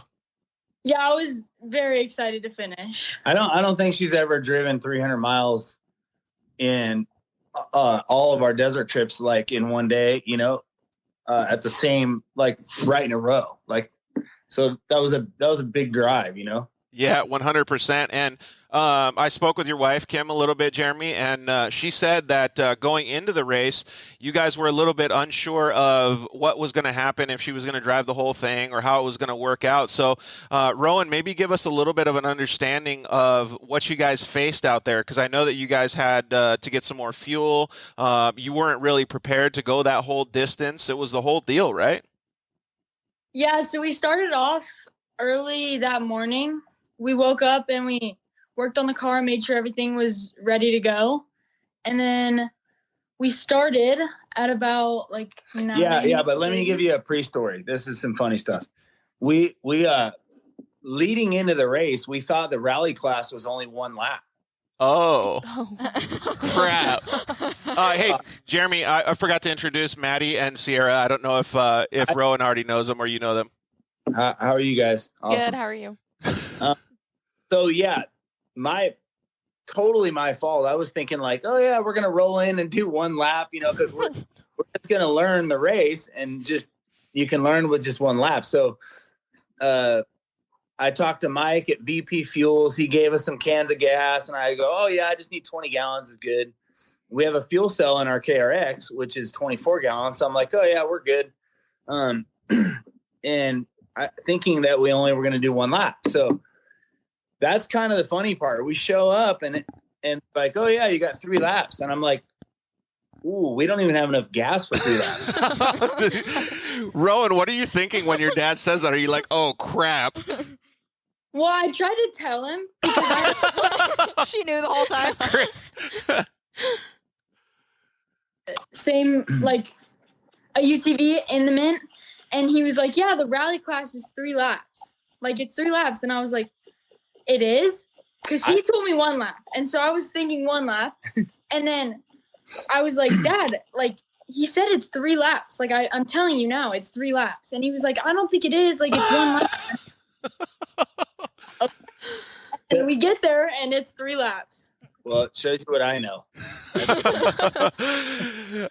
That's a funny story in itself, right? But then, like, it also puts a little bit of light on you guys finishing, because that means that all of a sudden, like, again, this is her first long distance desert race, we'll call it. She's on the fly now at this point. Like, you guys are having to really, like, think about it on the fly, like a true desert racer, right?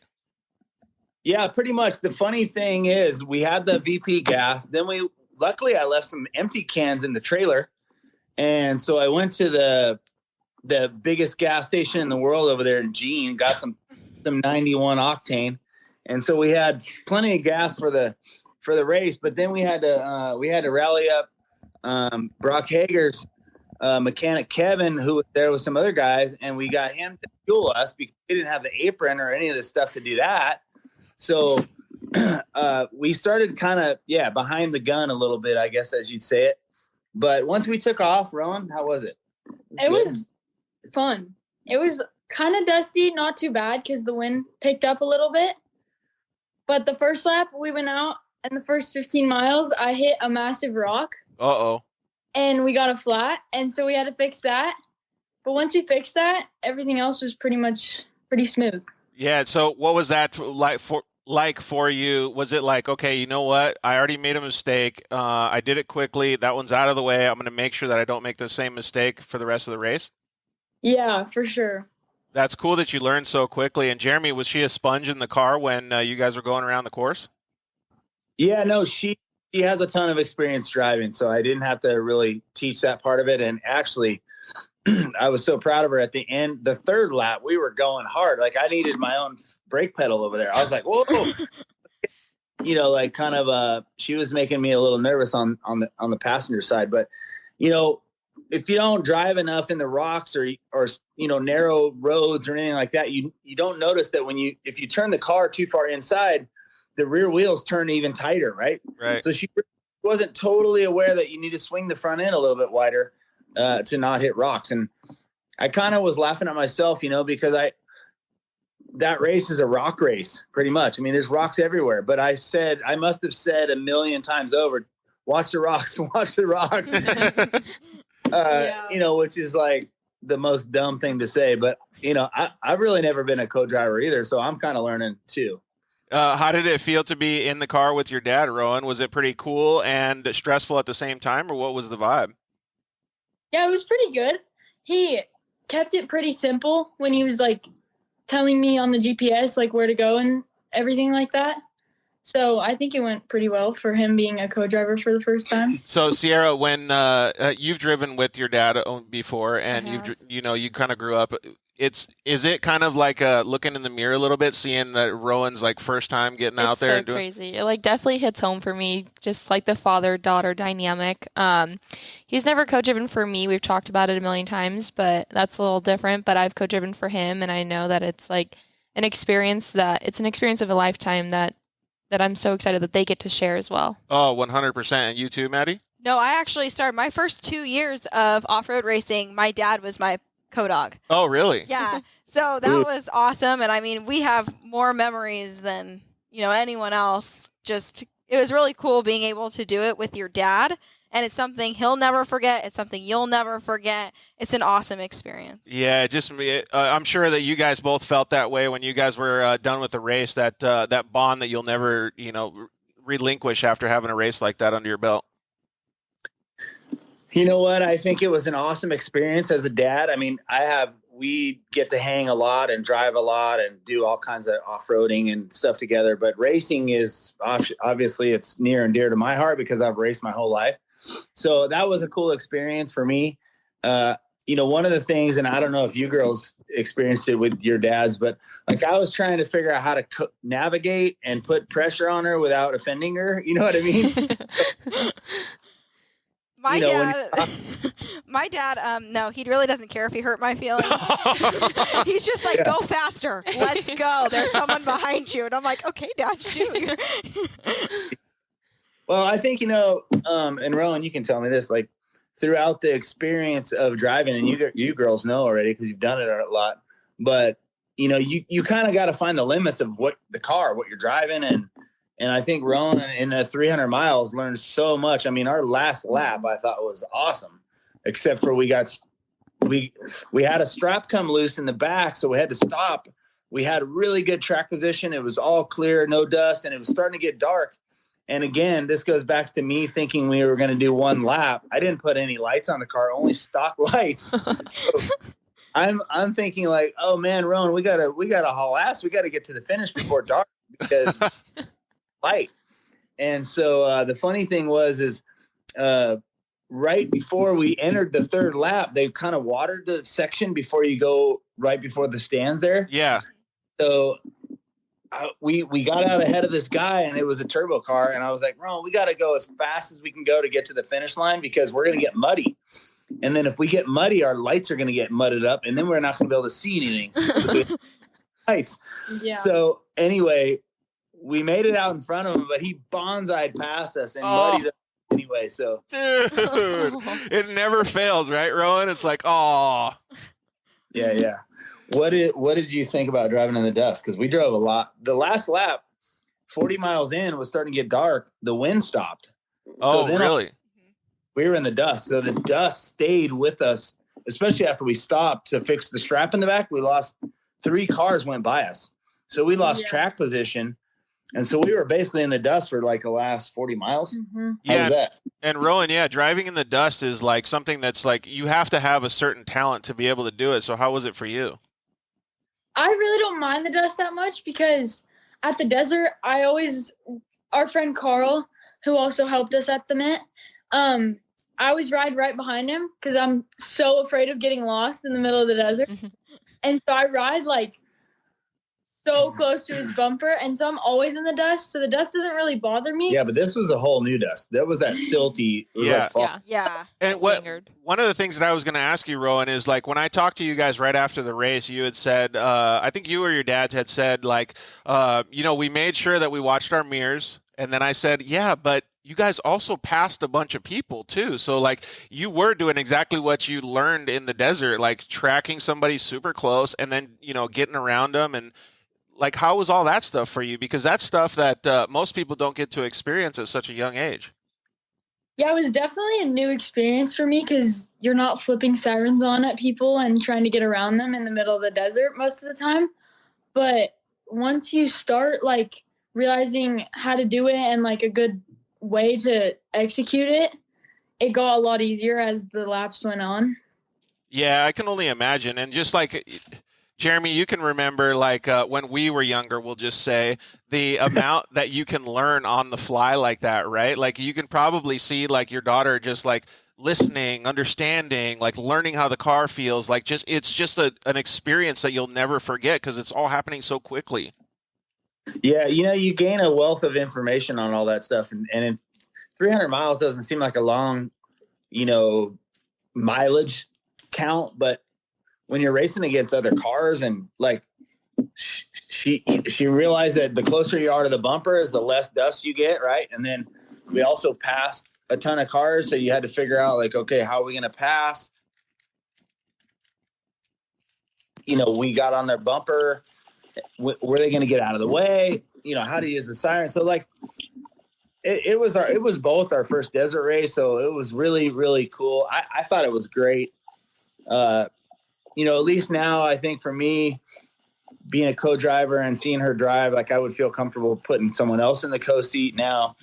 And we have she has a sister, a younger one, Bergen, that we're going to get started next year. So then I'll be in the co-driver for that seat. And so I got some passenger seat riding coming up, but hopefully eventually I'll get my own race car again. Hey, man, I'm telling you right now, it puts a massive smile on my face that you're dedicating the time to be able to help the girls. Like, it's so cool. Like, I know that there's satisfaction and victory on a supercross race or an off-road truck race, but it's a whole different level when you're with the girls. Oh, yeah, and just to be able to, like, see them do it, like, it's just awesome. I can't wait to ride in the co-seat again. Obviously I love driving too. And eventually we may be racing each other. Who knows? But dude, how sick would that be? Racing each other, and she's going to want to take me down just like I'm going to want to take her down. Sounds a little bit familiar. Yeah, right? Sounds like her. So we're just gonna, see how it goes. But we had a blast. It was super, super fun out there. The Kawasaki was awesome. And of course, this car we drove was the same exact car that I raced at Hammers, 2 months ago? Oh, really? Yeah, because we weren't really sure. I'm building a new Kawasaki KRX for her right now to race desert. Oh, cool. But it's not done. So we just took the Hammers car. We lowered the ride height, obviously, because you need a lot of height out there for the rocks. And then just did a little mini prep on the thing. Honestly, didn't even change the belt and the oil because it was brand new at Hammers. And tires on that thing, because you have to go down to 32s or 33s or whatever. So we put some new Maxxis tires on there, which at Hammers you run like the rock tires, which is Rockzilla's. Right. And so we switched to a desert style tire, the XT, and we just went out and ran it. So it worked out. So freaking cool. That is awesome. So what was the most memorable part of the race for you guys? I would say the finish, when we both realized, whoa, we just did that. We didn't just do one lap. We did all three. Yeah. Dude, you know what's funny, though, is you guys came across the line, at a pretty good time. Even though, Jeremy, you were talking about, people passing you, but you guys passed a bunch of people, and the respectable time, that you guys finished in the rally race, what were the results here? I don't know what it was overall, but I think you guys came across the line in 5th or something, right? Wasn't that what I saw? You know what? We saw the summer result, and I think we came across 4th. Yeah, Rowan McGrath, 4th right here. Yeah. And then I think we were 62nd overall, and I'm not sure how many cars there were, 150 or something? 180, something like that. So it's pretty, again, for not really having any expectations, we just kind of, honestly, we were Sunday driving the first 2 laps, learning and okay, we even stopped for a pee break. We're okay. It's kind of okay, let's try to get to the finish line on this thing. And then lap 15 miles into lap 3, our crew, Carl, comes on the radio and goes, you guys are in 4th. You guys should stand on the gas. Maybe you can get top 3. And at the beginning of lap 3, we were 1 minute behind 3rd. And then we had to strap the tire down, and we got stuck behind a couple cars that were not moving off the trail. And so that's also desert racing. I think behind 3rd.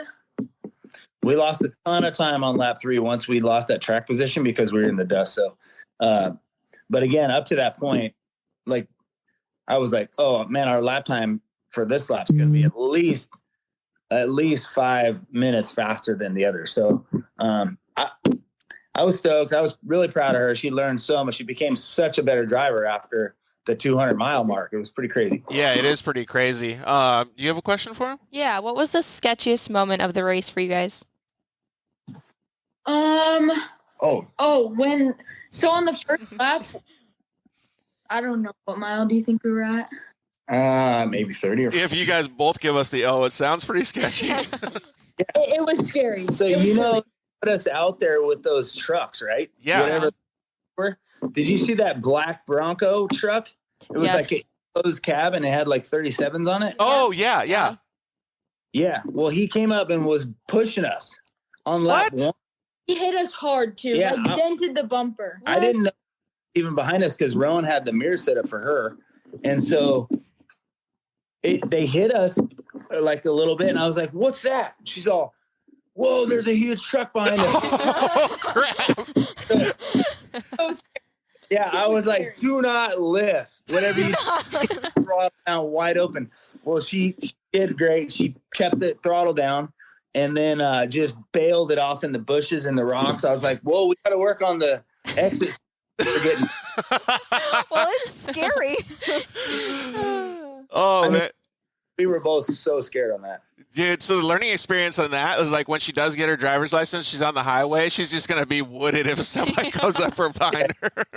Well, she's driving already, so she's got that experience. Oh, perfect. But she had a car, a giant car right up your tailpipe like that. It was scary. I was not ready for it. So you didn't even see him coming, at all? He came in so dust, fast. And he came I don't even know like whether he didn't see our car or what, but like he came out of nowhere and just like completely nailed the back of us, and both of us go forward, and he was like, "Stand on the gas, stand on the gas." And so I just like tried to get out of the way as best I could, but it was really scary. You've seen all those videos like in Baja where the trucks are pushing the cars and they lift off the gas and they try to turn and then they just get rolled. Yeah. I was imagining that for us. I'm like, oh no, this is not. I'm like, just stay on the gas, whatever you do. Yeah, good thing you listen to your dad, because that's definitely the move, is to just get out and then move out of the way. Dude, I'm so proud of both of you guys. Dad for driving in the co-driver's seat, and obviously Rowan, you did a fantastic job. Like, I still can't get it out of my head how smoked you guys were, but also happy at the same time when you guys got to that finish line. It was something that I'll have in my memories for the rest of my life. Well, thank you. That was so fun. When we went into this race, we had no idea. We didn't eat any breakfast, so we were 8 hours in the car with no food. That was another mistake.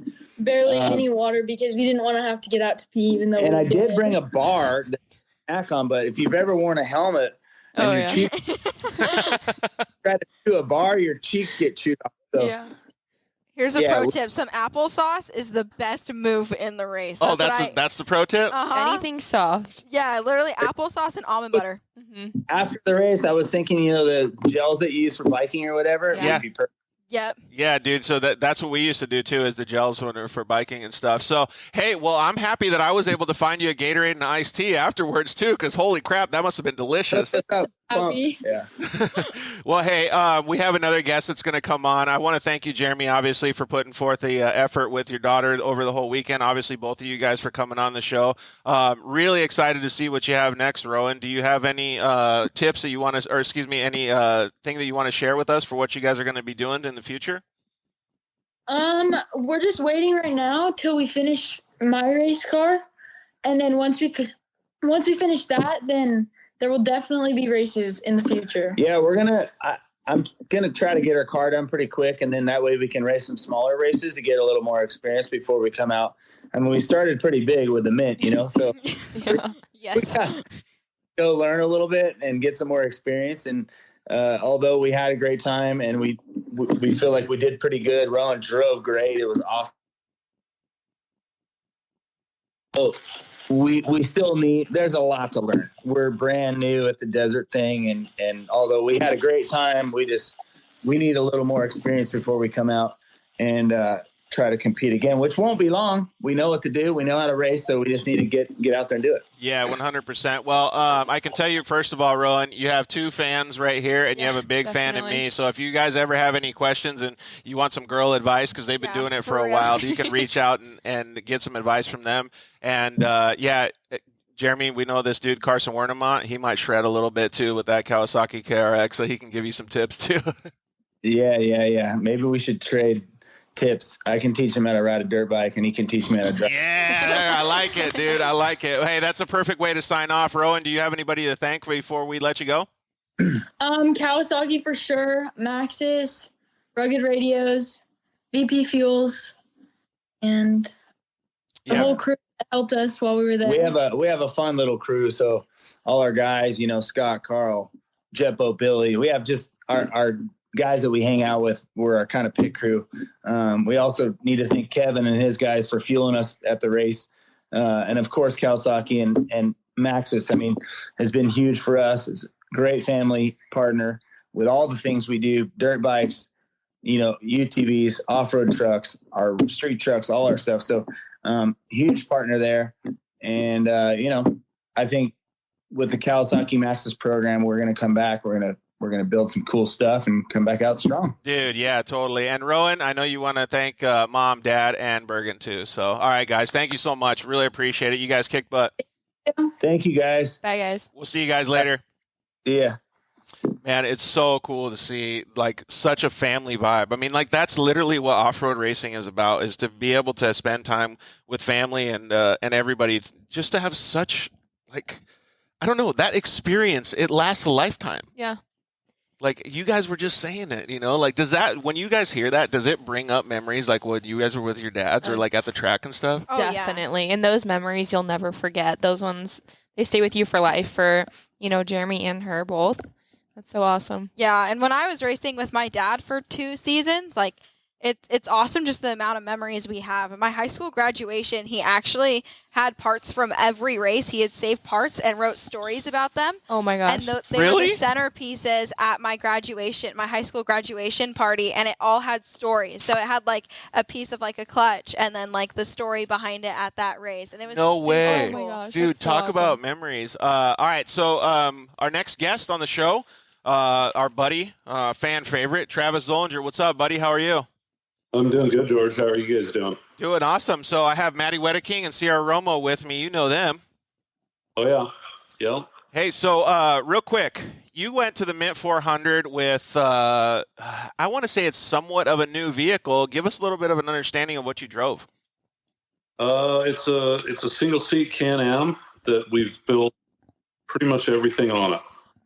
Yeah, it's crazy. So Travis obviously operates one of the best UTV aftermarket companies with Zollinger Racing Products, building all kinds of different stuff, including a Can-Am side case right there up on the toolbox. But so he pretty much, we'll kind of call it, we'll just, for lack of a better term, built his own UTV for the races, right, with a Can-Am chassis. Went out and did really well. Like, he was hauling the mail, and some of the lap times that he produced was phenomenal. So how did the race go for you, dude? Overall, really smooth. I'm pretty sure I bent a drive line somewhere in early in lap 2, and it made the car vibrate a little bit. And then I lost an axle boot on lap 3, and I killed a right rear on lap 4. But other than that, pretty much a clean race for the most part. What was the gnarliest portion of the race then? Oh. From like mile 4 to 30, probably. Oh, that's that same section that a couple of guys have been talking about, that Carson was talking about, right? Yeah, like mile, what was that, 24, something Yep. like that. Yep. That section was so gnarly. So give us a little bit of an understanding of what you were talking about, Travis. Crosswash. It was some real shitty crosswash, and then just a lot of rocks mixed in everywhere. I call them tire killers. Yeah. The track's just plugged full of them. Sorry, go ahead. No, please. In that section, were you staying on top of them, or were you checking up and just kind of? Dude, you're reading my mind. It's literally what I was going to ask. Really? You. Yeah.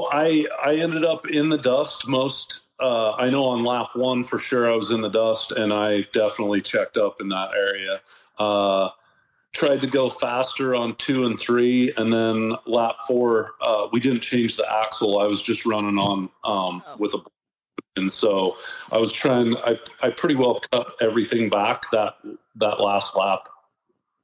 I mean, makes sense. Yeah. And they were so uneven that you couldn't really get a good rhythm throughout it, because it would be like smooth and then all of a sudden a huge G out, and it was just all over the place. Well, that makes me think that you have to have, and Travis, you can give a little bit more understanding of this, that you have to have really good throttle control to be able to make sure that you're not breaking a belt or an axle, right? Axle, belt, all that stuff, yep. Yeah.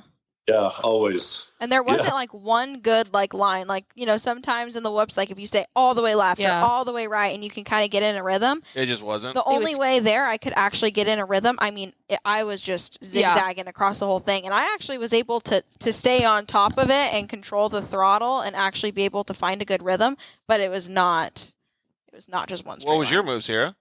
I was all over the place, like she said. Literally just bobbing and weaving throughout the whoops, and I was like, I hope nobody's next to me because I'm about to take them out. But I think that was just kind of the best line, is to go back and forth through them. So, Travis, that kind of lends me to think, like what everybody else has been saying, that this is one of the roughest Mint 400 courses in a long time. Yeah, it definitely. I mean, I've raced 2 of them, so that's the only other one I have to compare it with. But the Mint is definitely the one of the roughest for sure. I agree. And this one was like one of, because I mean, well, how were you at the end of the race? Because like we were talking about, everybody else like was just smoked at the end of the race. Did you still have a little bit of energy left? I felt pretty good. I did the Baja last November solo in a UTV. Yeah, I still think you're insane for trying that, dude. Yeah, That's for awesome. doing that. That's Yeah. awesome. Yeah, so my mind is a little bit twisted still. It's weird. Like I never would have thought that would change my perspective of things, but like it's so skewed now. But yeah, the mint went really well for me. I really want to thank the Martelli brothers for making a class so I could actually come and compete. Yeah, that's one of the cool things is if the Mint 400 has, as a legendary race has always been something like run what you brung kind of thing, right? Yep. Like that's why you see so many cool legacy vehicles, I think is what they call them, or vintage vehicles. Vintage, yeah. And obviously like the hooligan bikes and all of these different things, right? And they're still trying to keep as much of that tradition alive as possible, and it was cool to see that that Travis was able to take advantage of that, because it is really neat for me, especially when you go to tech and contingency, to see the progression of UTVs from a manufacturer standpoint, and then all of a sudden you see it from an aftermarket standpoint like yours. Absolutely. And it's just, I mean, I'm sure Sierra can speak to this, and Maddie as well. I mean, the UTVs in the limited class, it's pretty cool that the pro UTVs are what's leading everybody off the line. I mean, they've evolved to the fastest limited cars that are out there. It's crazy. And I feel like every single race we're just evolving and evolving. Like we're getting faster and faster, and it's by the race now. It's not by the year. You actually, I think you have a new car in the works too, right, Sierra? I do, the brand new Pro R, so I'll be moving to Unlimited. So that right there is an evolution, not just in like your program and all over. Yeah. That's pretty crazy, man. Yeah, that gets me excited to see where you go with that too. I'm really excited. Man, Travis, it seemed like it was such a crazy race. The girls have been asking, what was your most memorable part of the race? There you go. Oh, definitely for me, I think it was either the end of lap 1 or lap 2. I got side by side with 2911, and we were across the lake bed, and we were like between 90 and 95. I bet we were both looking at our belt temps because driving off of, and I was trying to keep my nose ahead of him so that I wouldn't have to follow him in the dust for that next little section before the speed zone. Did you get him? Oh yeah, I got it. There you go. Put your mind to it. And that brings up to me overall, so I guess he got me. Oh crap! So, but that does bring up a good point. I don't know if either of you know, but Travis was driving solo. That's crazy. Like, that's especially crazy. in the dust, I couldn't imagine being solo, because especially knowing when to pass in the dust, because you don't know if there's a turn coming up or how tight it is. Definitely the sketchiest part. I've definitely learned that a co-driver is a big advantage for sure, and the dust is dust and flats. Yeah. So do you have like a GPS in the car that you're looking at? I do. Yeah, it's off on just the right. Just to the right of my steering wheel a little bit, and yeah, I mean, that's the thing. You're checking everything. You're looking belt temps, water temp, GPS, and then when you're in the dust, you're just trying to do the best you can to keep it on the track. So, yeah, he has a little bit of experience doing it in the Baja 1000 solo, but like still, like to me, it's phenomenal to be able to do that. Like I don't think I could process that much information with my eyes and my hands and everything all at once. Like I'm kind of like probably like you guys. Like I just need to look at the track and focus. Yeah. And especially on this course, because there was rocks everywhere. You had to be so focused on the course. So to be looking down at your GPS, seeing where to go, also looking at your temperatures, like getting out, changing a flat by yourself, getting back in the car. I just can't imagine that. That's pretty crazy. That's awesome for you. So what was like some of the funnest parts of the race then? Like, because I mean, just going to the pits and taking a break, or a battle in that 2911?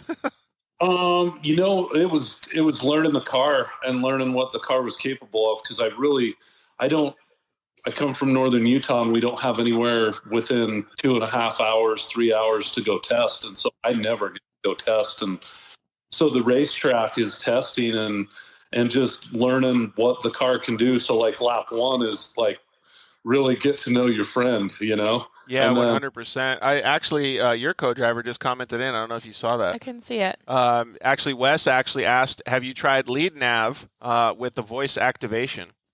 Yes, 100%. So down in Baja, I purchased whoever put together those thousands of voice prompts and whatnot. And it was great. It helped me so much in the dark, especially the first night. The only problem was my exhaust fell apart down in Baja. And by the end of the race, I couldn't even tell if it was speaking. I think it switched over and started speaking Spanish. But hate when that happens. Yeah. You're like, did you just say beer and tacos? Yes. Cerveza. Yeah. Oh, that's hilarious. Well, thanks for the pro tip, Wes. We really appreciate it. All right, so maybe give us a little bit of an understanding of how you were working through the pack, because to me that seems like it would have been the most difficult part. I mean, you're having to watch your mirrors a little bit, but you're wanting to move forward. So, like, what are you thinking when you're going through the pack? Because people were dropping like flies, first of all, but there was also some pretty fast guys in front of you. Yeah, for sure. Just being really patient and trying to use the wind when you got chances and not take too big of risks. Not knowing what was in front of me, lap one, I just tried to be really, really conservative with when I got aggressive with things. But yeah, the later laps, lap 2, I had clean air most of the way around, and then lap 3 and 4, ran up on. It's pretty scary to run up on the 11 cars. Yeah, I can only imagine, dude, especially in the dust, right? Yes, that's the biggest thing that I'm always nervous of in the dust is somebody being broke down or something. My my golden retriever Lars, he might be saying hi here in a minute. Oh, that's okay. But when you're going through all that stuff, I mean, wait, actually, do you drive solo for the challenge or do you enjoy it? That was from Chuck Foreman over at Pro Eagle. Yeah, I do enjoy the challenge of it for sure. And yeah, I do. And then also it's nice to peel off some extra weight on the car that you don't have to carry, Yeah, that's true. John Lewis actually commented, and you guys both know him from Desert Squadron. He said, of course, Double Trouble, meaning you two, would laugh and say cervezas. No. It's cool, though, that we can understand the vibe of the whole off-road community, Travis. Like, when we were at the finish line, there was so many people that were stoked for you, laughing, cheering, saying everything like that. You guys put in a pretty big effort with your team, your crew, traveling all the way from Utah to be able to get it done. Oh, yeah, absolutely. My guys, they do an awesome job, and I definitely couldn't do it without them, that's for sure. Yeah, 100%. So what's next on the list for you? An Ultra 4 race in Moab is what's next. So that sounds fun. Yeah, that does sound fun, right? When's that? 2 weeks, 3 weeks, something like that. Pretty quick. Oh, it's when San Felipe is? Yes. Yep. Oh, okay. It's the same weekend as San Felipe. I'm going for cervezas and tacos. I need numbers. When is this? When is this? Maddie?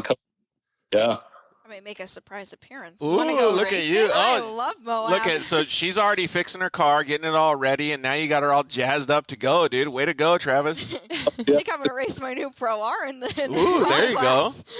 That would be pretty fun. And drink cervezas? No Starbucks. Oh, I got you.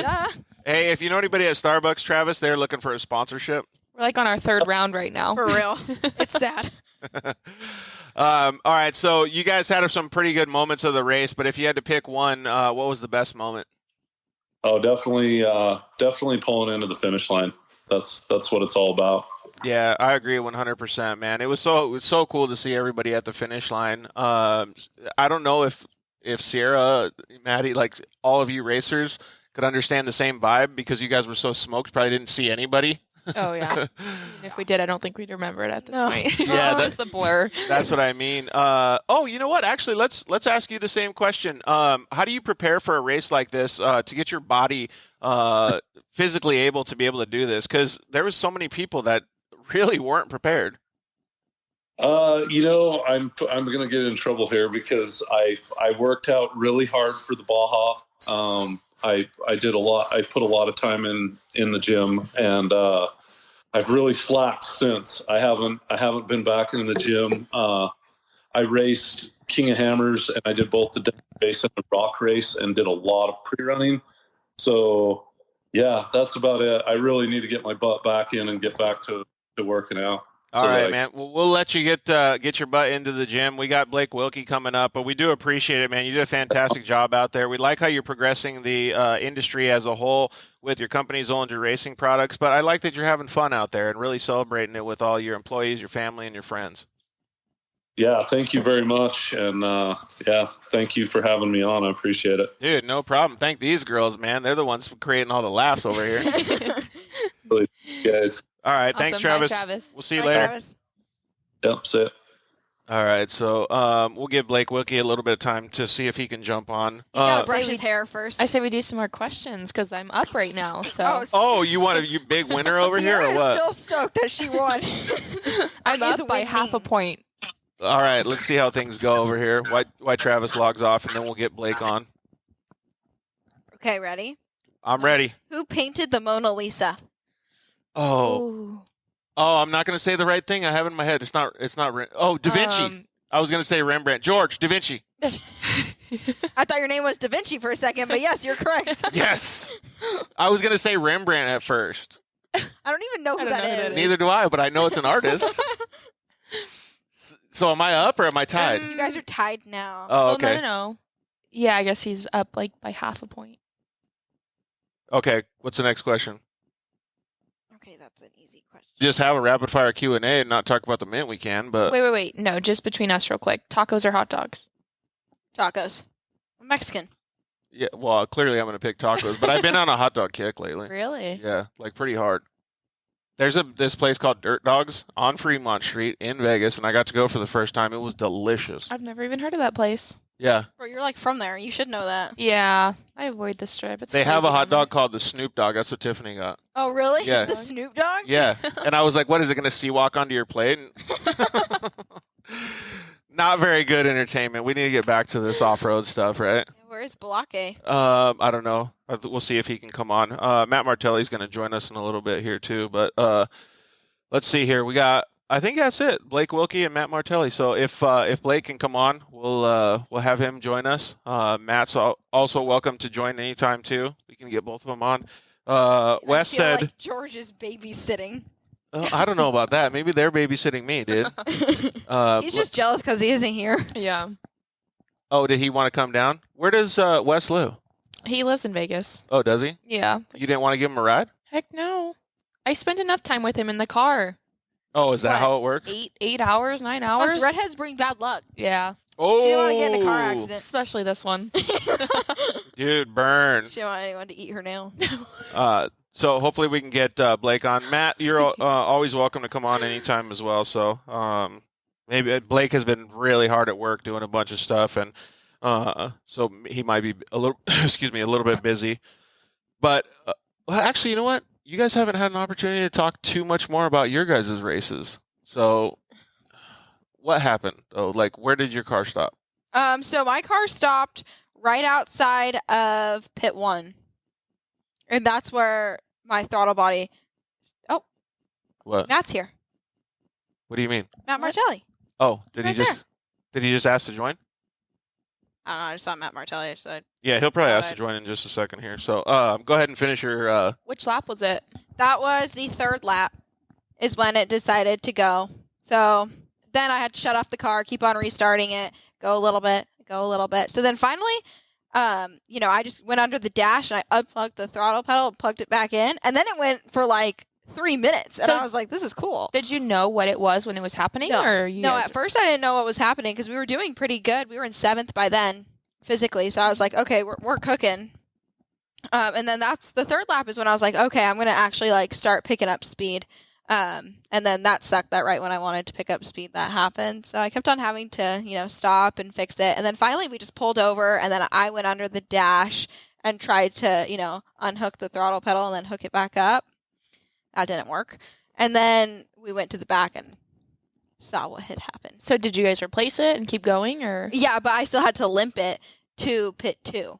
Oh. Yeah, to the second remote pit. So I lost probably an hour. Well, that's like 30 hour miles, huh? Yeah, right. So at that point, you're kind of just like trying to salvage whatever you can. Yeah. Yeah, At that point, you just go for a finish. And Exactly. Even finishing that race is such a huge accomplishment. Yeah, because that put me back an hour and a half. Then I went into the pits, and well, at first we thought it was the throttle pedal. So we replaced the throttle pedal, and then I go in the 25 mile an hour to pull out, and it does it again. Oh. So I'm like, pull back over. Guys, come over here, help me. And so then we figured out what it really was, replaced it, and then it was fine after that.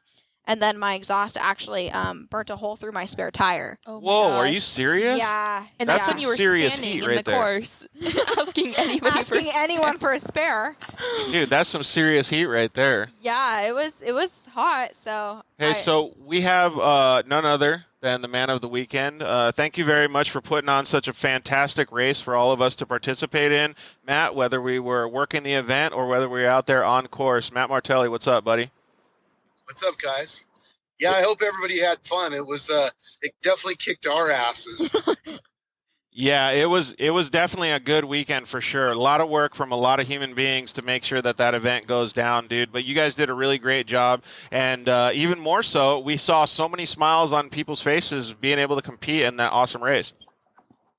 Yeah, I mean, for us, that's what it's all about is, seeing all those people cross the finish line, with smiles on their faces and listening to all the stories of all the different battles that they had and the things they had to overcome to get to the finish line and, the good and the bad. But, everybody who completed that race needs to be really proud of themselves. It was not an easy course this year. It was long.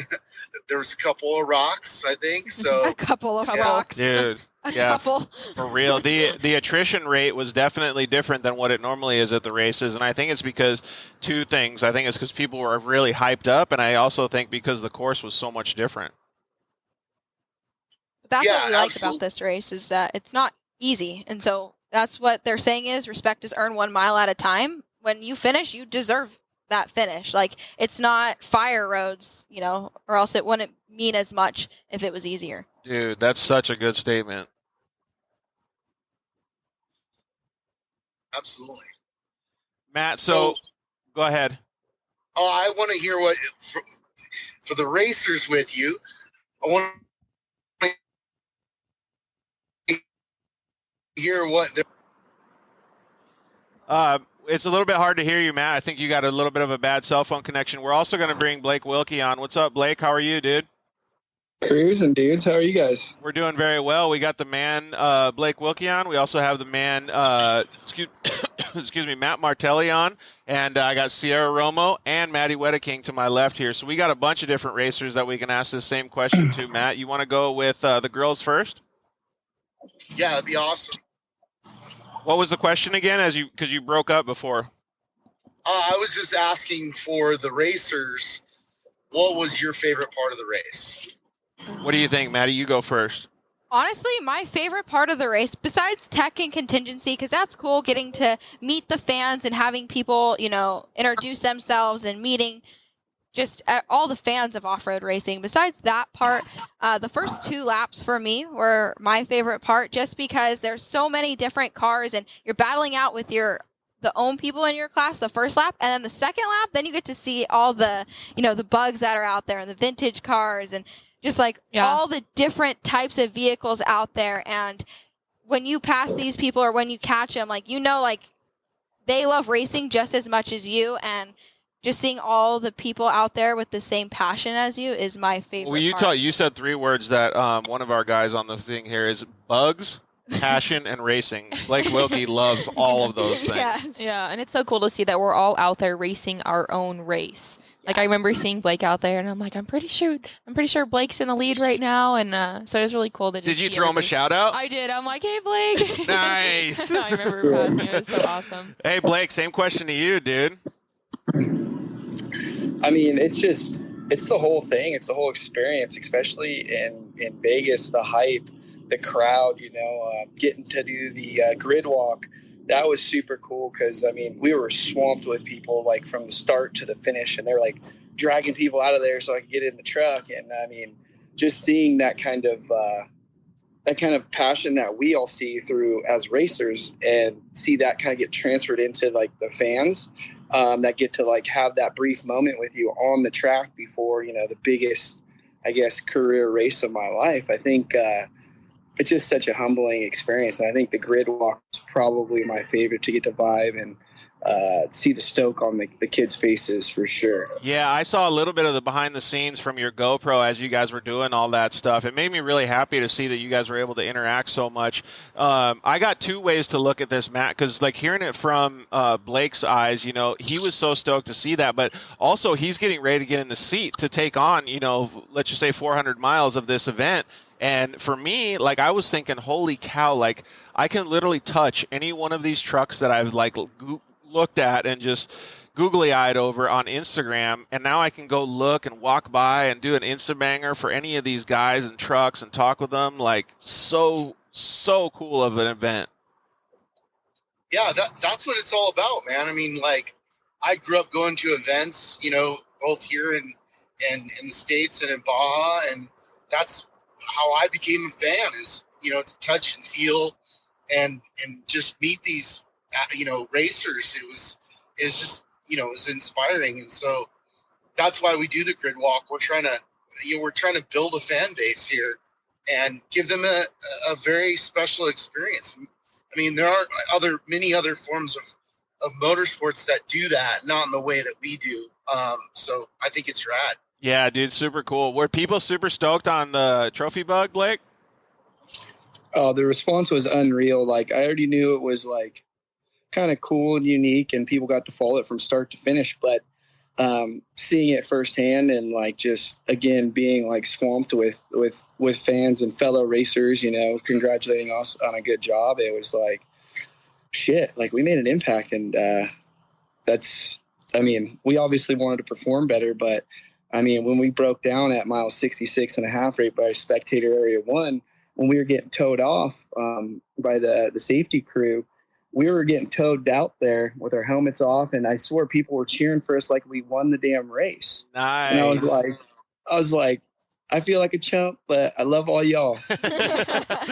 That's cool though. For all the fans, what happened? I actually, dude, today's been a whirlwind. We got body panels over here. We're working at the midnight hour. I was hosing all these off, but so I got the torque converter out, and it ended up being, oh, it's on the other side. It ended up being the the input shaft of the transmission. She's split. Oh, really? Right there. Oh, dang, man. So that's what took you out then? Yeah, you had 0 after that. Yeah, it was. It's a 300M shaft, but I had not couple close calls. I had one close call. I didn't really land on the gas hard, but it's racing, dude. Even though they're brand new parts, it's just shit happens. There could have been a casting flaw or, you know, material flaw, but we're gonna put a Conan billet shaft back in it and give it a go again. Yeah, we were actually talking about that before. Like a non-Polaris part, a Bosch throttle body took Matty out of the race, and it also took Branden Sims out of the race. It's kind of crazy because it's just random stuff that happens. Absolutely.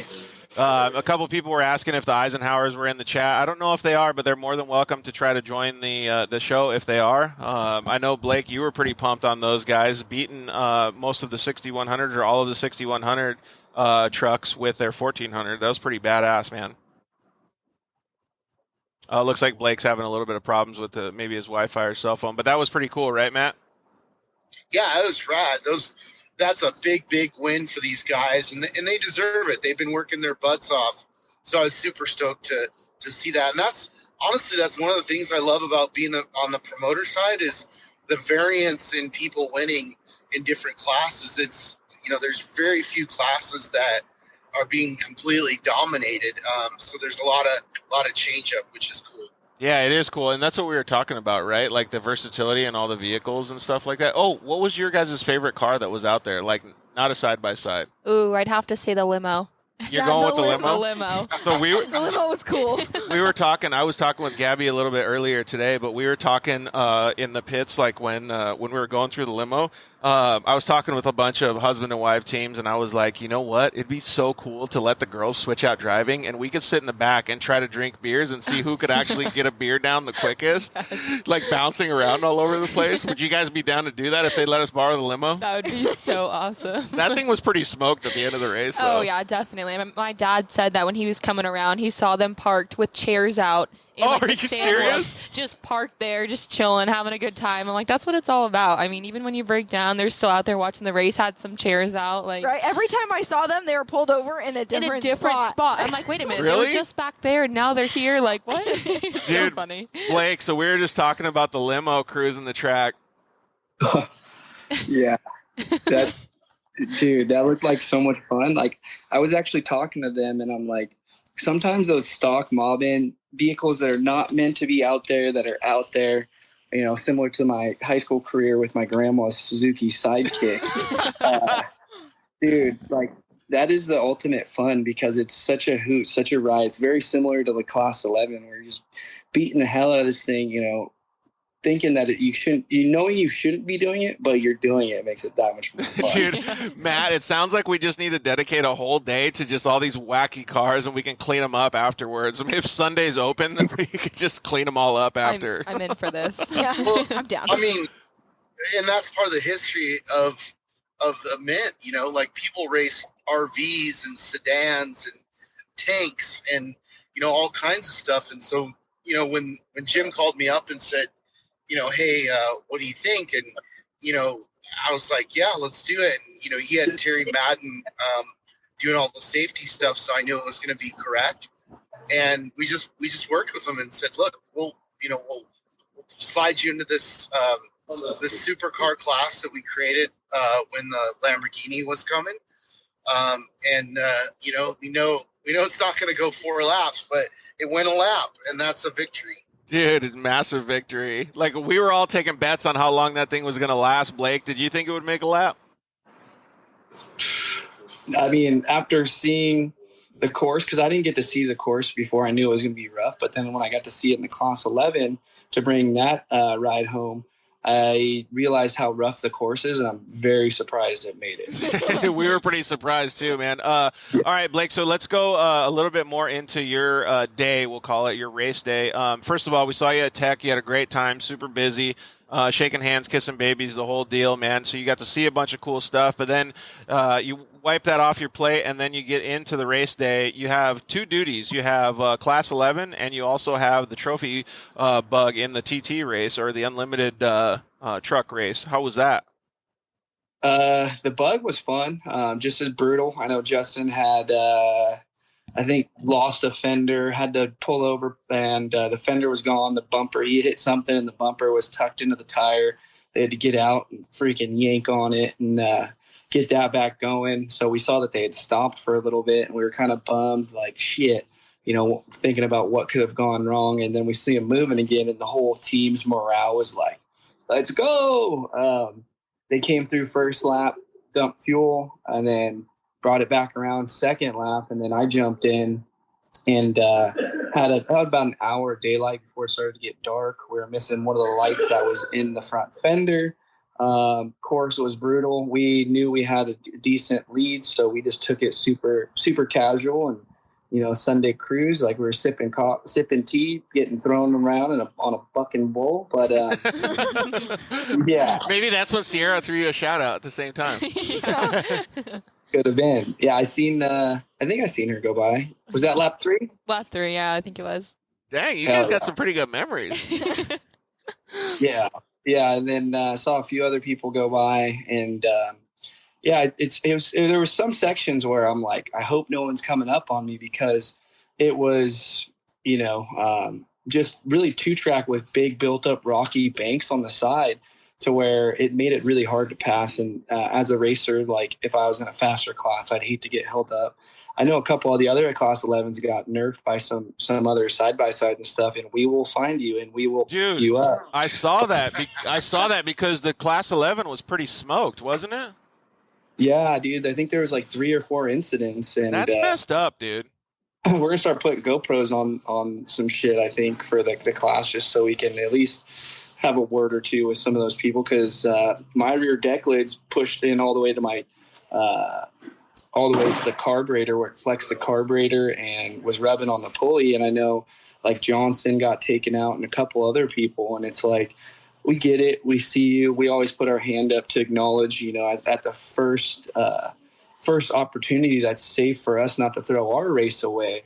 We're going to get out of your way, because we're not racing the same class. We have that respect. So yeah, 100%. And I think for the other drivers, they have to understand it a little bit more too, and understand that if you lose 3 seconds, it's not that big of a deal. You're still keeping both of the people on course. Like, it's really okay to just hang back for just a second. And I think a lot of the UTV racers like really don't understand that like this is a Class 11 bug. Like they don't have as much travel as us. Give them some time to actually get over and then pass safely. Like, yeah, and you never know where they're at in their race too. I mean, like, they could be in the lead, and we're 9th, 10th place, and you don't want to take somebody else out. It could be the exact opposite end, like what Jeremy and Rowan got, just like that huge truck just smacked in the back of them and like pushed them forward. It's the exact opposite, right? It's crazy. Like, just have a little bit of patience and keep everybody on course. I've been nerfed by a trophy truck before. Whoa, really? It was at Vegas. It was the scariest moment of my life. But like, it's still like, hey, I was trying to move over, and they just, if you're in a faster car, they just don't understand, or they don't get it, or they don't respect your race. Yeah. At the end of the day. And it takes so much money to get out there. Just have a little patience. Yeah. Yeah, totally. Well, Blake, we know that you're going to be getting an understanding of who did that, and probably have a couple words with them. But I mean, overall, the weekend went pretty well. I'm going to consider it a successful weekend. You went out there with the trophy bug to also try to see how well you guys could do, but you basically were shaking it down at the Mint 400, other than the little driving that you've done before. Yeah, we had probably about 120 miles on it, testing with the suspension, the reveal at King of the Hammers, and just trying different torque converters and dynoing, and had an electrical gremlin prior. But we thought we had everything figured out, and a mechanical failure ended up taking us out. Otherwise, who knows how far we could have taken it and where we would have finished with the attrition rate. So, yeah, I mean, we started off in the 8th row. So like seeing some of the legends in front of me and behind me off the start after qualifying 15th was like, hell yeah, this is exactly where we wanted to be. The dust was horrible. The first, 30 miles started to open up a little bit. And I just was pretty conservative because I didn't want to throw it away, trying to drive over my head through the dust.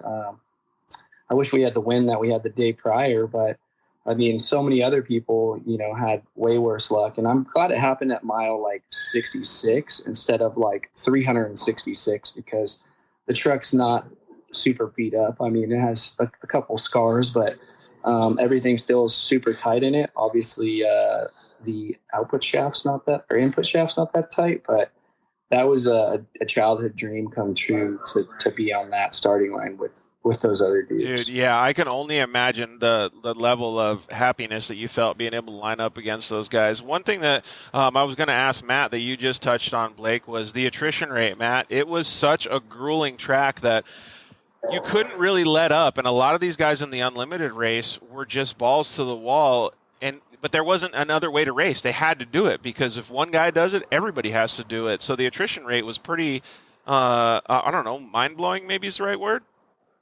Yeah, no, absolutely. I mean, look, this has turned into a sprint race, and it's crazy to me to think that, we were setting new lap times again, this year. And I always look at it and I'm like, you can't do it faster than we've already done it. Like, you're just going to be seconds. And they were improved lap times by, 10 minutes, so it was a lot.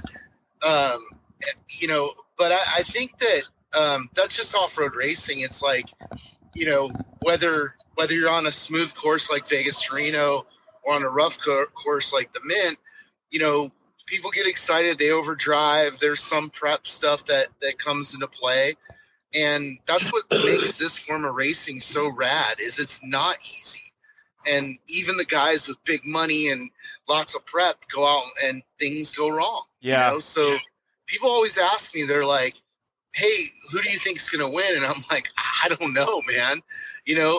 I made a good bet, and you still owe me money on who was going to finish after that in that last lap because I just saw the position of where everybody was at, and I'm like, man, Jurgensen's he's in the best spot, and then he said something, I don't know if you caught it.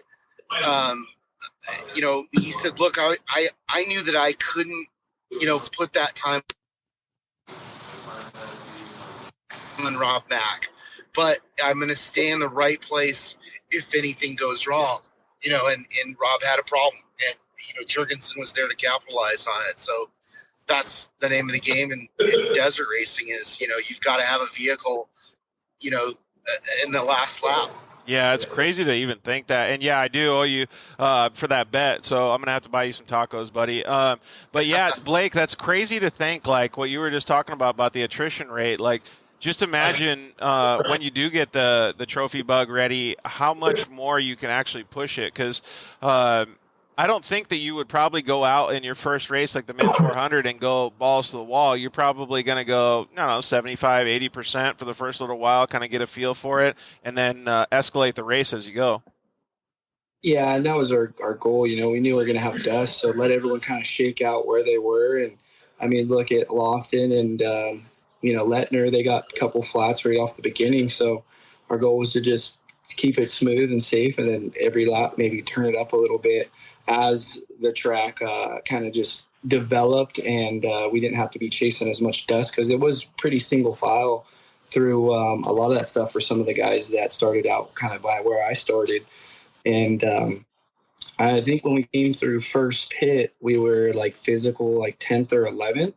And on corrected time, we were like 10 or 11 minutes down from the leader, supposedly, according to my pit. And that means, starting eighth row, 8 minutes behind the leader, or who was the leader at that time. We were sitting in a good spot without even having to push, but Kevin built a hell of a chassis, and that thing just eats. It's like we were just so amazed going through the stuff and how buttery it was with SCD suspension tuning on the Kings. And it's such a like new euphoria to where like I'm all of a sudden re-addicted to off-road and getting back in that driver's seat to improve the skills and see where we can stack up again and collect data and just keep moving forward. But isn't it cool to hear Blake's talk about this? So you got a class 11 and you have a trophy truck, right? And like both of them are complete opposites of each other. Like I know all of us here, Matt, myself, and both of you girls would love to get in a trophy truck. That'd be like a dream, That's right? a dream. Yeah, that's a So I'm going to ask two questions. First question is, Sierra, would you do cheetah with the purple? Cheetah and purple? I think cheetah goes with everything. So you're going to put cheetah on the side of the trophy bug? Definitely. There you go. So, Blake, we got a girl influence. We're going to throw cheetah on the side of the trophy bug. Can't go wrong with it. We can add some flair to her. All right. And then, what would you guys feel like if you were in Blake's position? Because we're going to ask Blake the same question, but, like, would your heart be racing? Would you be, like, filled with euphoria, like he said? Like, what's the feeling when you're sitting there in a trophy truck on the line? I would be nervous. Yeah. First, I would be very nervous being my first race, and then there's so many people. I mean, I was there at the start watching him take off and just looking around to see how many people there were. And, like, even at the grid walk, I was, like, looking over and seeing everything. There were so many people around Blake's car, and it is so cool to see because, obviously we've known Blake since the beginning, and my dad was one of the very first people to sponsor Big PRP Blake. guy. PRP guy. And it was just crazy, like, seeing however many years ago my dad say, oh, yeah, we're going to sponsor this guy, Blake Wilkey. Have you heard of him? Shows me the video, and I'm like, holy cow, he's crazy. Look at Blake now. Now seeing, like, the way he's progressed, I've never heard one bad thing about Blake. And that is awesome. He's bringing so many people to the sport and so much love and passion to the sport. He's doing something right. Yeah. I heard he does eat all the tacos, though. Is that bad or good? That's not bad. There you go. But what's your feeling if you were Blake sitting at the starting line, Sierra? Oh, man, I would probably be starstruck.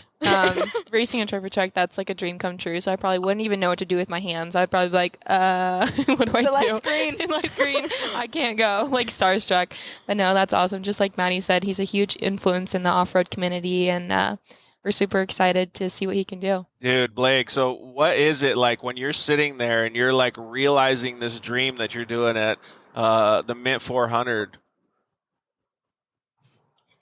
Dude, it's like butterflies, and then you're just sitting there standing on the brake and on the gas at the same time. Like, give me that green, and then once the green dropped, it was like, let's go. It's kind of like all those nerves go away, and it's like time to shine. And I knew that dude had a little advance on me, so the second table I sent it super hard so I could stay with him and try to square up, but he drifted outside, so I just kind of carried the line and then ate some roost. But I mean, after those first couple corners and we started to get out into the desert, it was just like kill mode, but conservative mode, like to just make it as far as we could. And I feel like all the anticipation up to that was a little nerve-wracking, because getting everything situated, pits and all this stuff to be on this level in prepping, it was just like, it's stressful. I treat it like it's a job, not like, even though it's still like my deepest passion, I still got to treat it like we're going out there to perform for our sponsors. And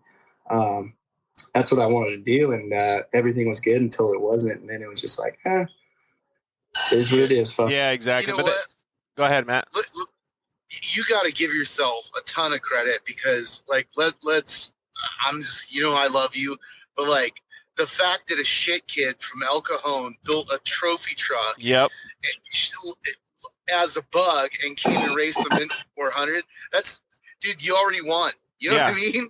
Like, I was so happy for you. We didn't get to talk very much, but like, it's fun for me because I'm sitting there at the start line and I'm listening to the crowd go absolutely berserk. And of course, you sent it off that first jump, and I was kind of like, whoa, maybe you should just chill a little bit, but no chill. But the crowd was just going crazy. So, mad respect to you just for getting there and just for starting the race. You like, not that anybody was looking at you like you couldn't do it, but you did it. And just taking the start line, I think was a huge victory. And it just shows like your level of commitment and tenacity and all the stuff you had to go through to get this done. It's incredible.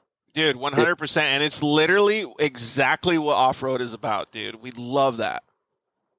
And I mean, again, I couldn't do it without like, my good friends that come over here and help out like on the regular for just the pure enjoyment of each other's company and wrenching and stuff. So like I owe a lot to a lot of people such as PRP that helped me in the beginning. And I mean, these girls are wrapping their cars now and they're looking cooler than mine. So like I'm always having to keep up with these girls because they're coming out with the heat, man. I'll tell you what. It's all about the cheetah print. It's all about the teal and sparkles. Big ups to the graphics from the girls, dude. You know what?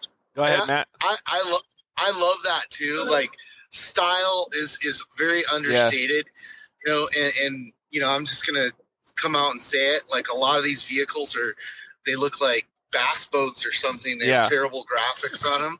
And so I'm an art guy. I'm a graphic designer by trade. So I appreciate when all of you guys, go the extra mile and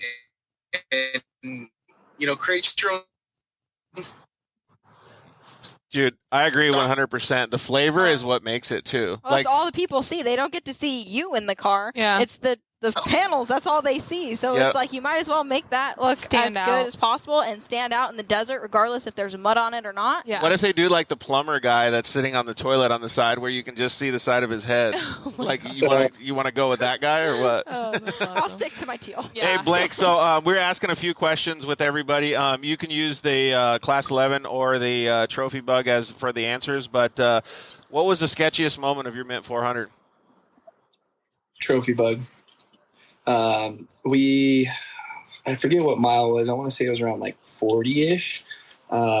There's just a bunch of like little ravines with a bunch of uneven sized bumps. And we came into one and G'd out pretty hard and launched like 6-7 feet in the air and kind of picked the front bumper. Didn't pick the front bumper, thought we were going to. Kevin, my co-driver, was like, oh shit, as soon as like we launched. And, we landed. I turned into it a little. We landed. Typical, trophy track rollover. So I thought for sure it was going to be close, but turned into it just enough. And then as soon as like the front tires touched the ground, blipped the throttle and kind of, launched off the second one and was able to save it, but I thought for a minute my entire mobile bank account in this TT bug was gone. Shit. Dude, that's off-road racing, though, right? I mean, how many oh shit moments did you guys have? Like too many to count. I feel like that's the whole race. Is you're just puckering and you're on edge the whole time. And Matt, I'm sure you've heard a million people say the same thing. So we're gonna do two things. We're gonna kind of start to wind the show down. Maddie has one last question for you, and then Sierra's got some rapid-fire questions for both you boys. So Blake, what's next for you? I might actually race Battle at Prim with the Dirt Designs guys and Rob Archibald in a Class 1 car. Whoa. We're figuring out logistics for that. They offered me a driver's seat if we can pull it together. And so that might be next. Obviously get this TT bug fixed, do some more testing and just lock that all in. And the Moore MP Triple Crown series that MP's putting on internally on Moore. We're going to do all that and race Crandon, I believe, with the Class 11s again, which was awesome. And Rage at the River for sure with the TT bug, as well as Mad Media's next event in Barstow. Yeah, that Barstow 300 is going to be super cool. You better bring your UTV out there for that one, too. You can get a little bit of track preview doing the UTV World Championship that same weekend. That'll be super fun, dude. Hey, so I just want to address, we've gotten a million people saying Douglas Allen should come on the show. You guys should direct message me. We'll talk about that a little bit later. We've got almost 3 hours into the show now, so we're going to wind it down a little bit here so we can get these girls home. I know Maddie's got homework, too. So, Matt and Blake, are you guys ready for some rapid-fire Q&A from Sierra Romo? Hell yeah.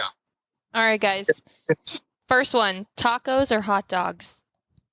Tacos, of course.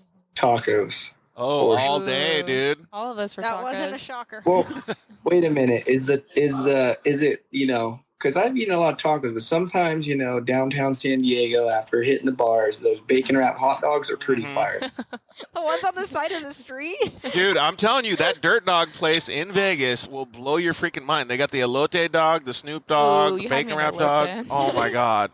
All right, what's the next one? Okay, dunes or the river? River. I'm going to say river. Okay. I'm going to say dunes for sure. I love them both, but I'm a dune rat. Yeah, I'd have to side with Blake on this one. You're going, just right now, because it's a little bit hot in here, I'm going to the river today. Changes every Depends day. on the weather for me. Yeah, exactly. I'm indecisive. I'm a chick. What can I say? Yeah. All right. Action shots or still shots? Action shots or still shots? Let's go with a simpler one. Video or photo?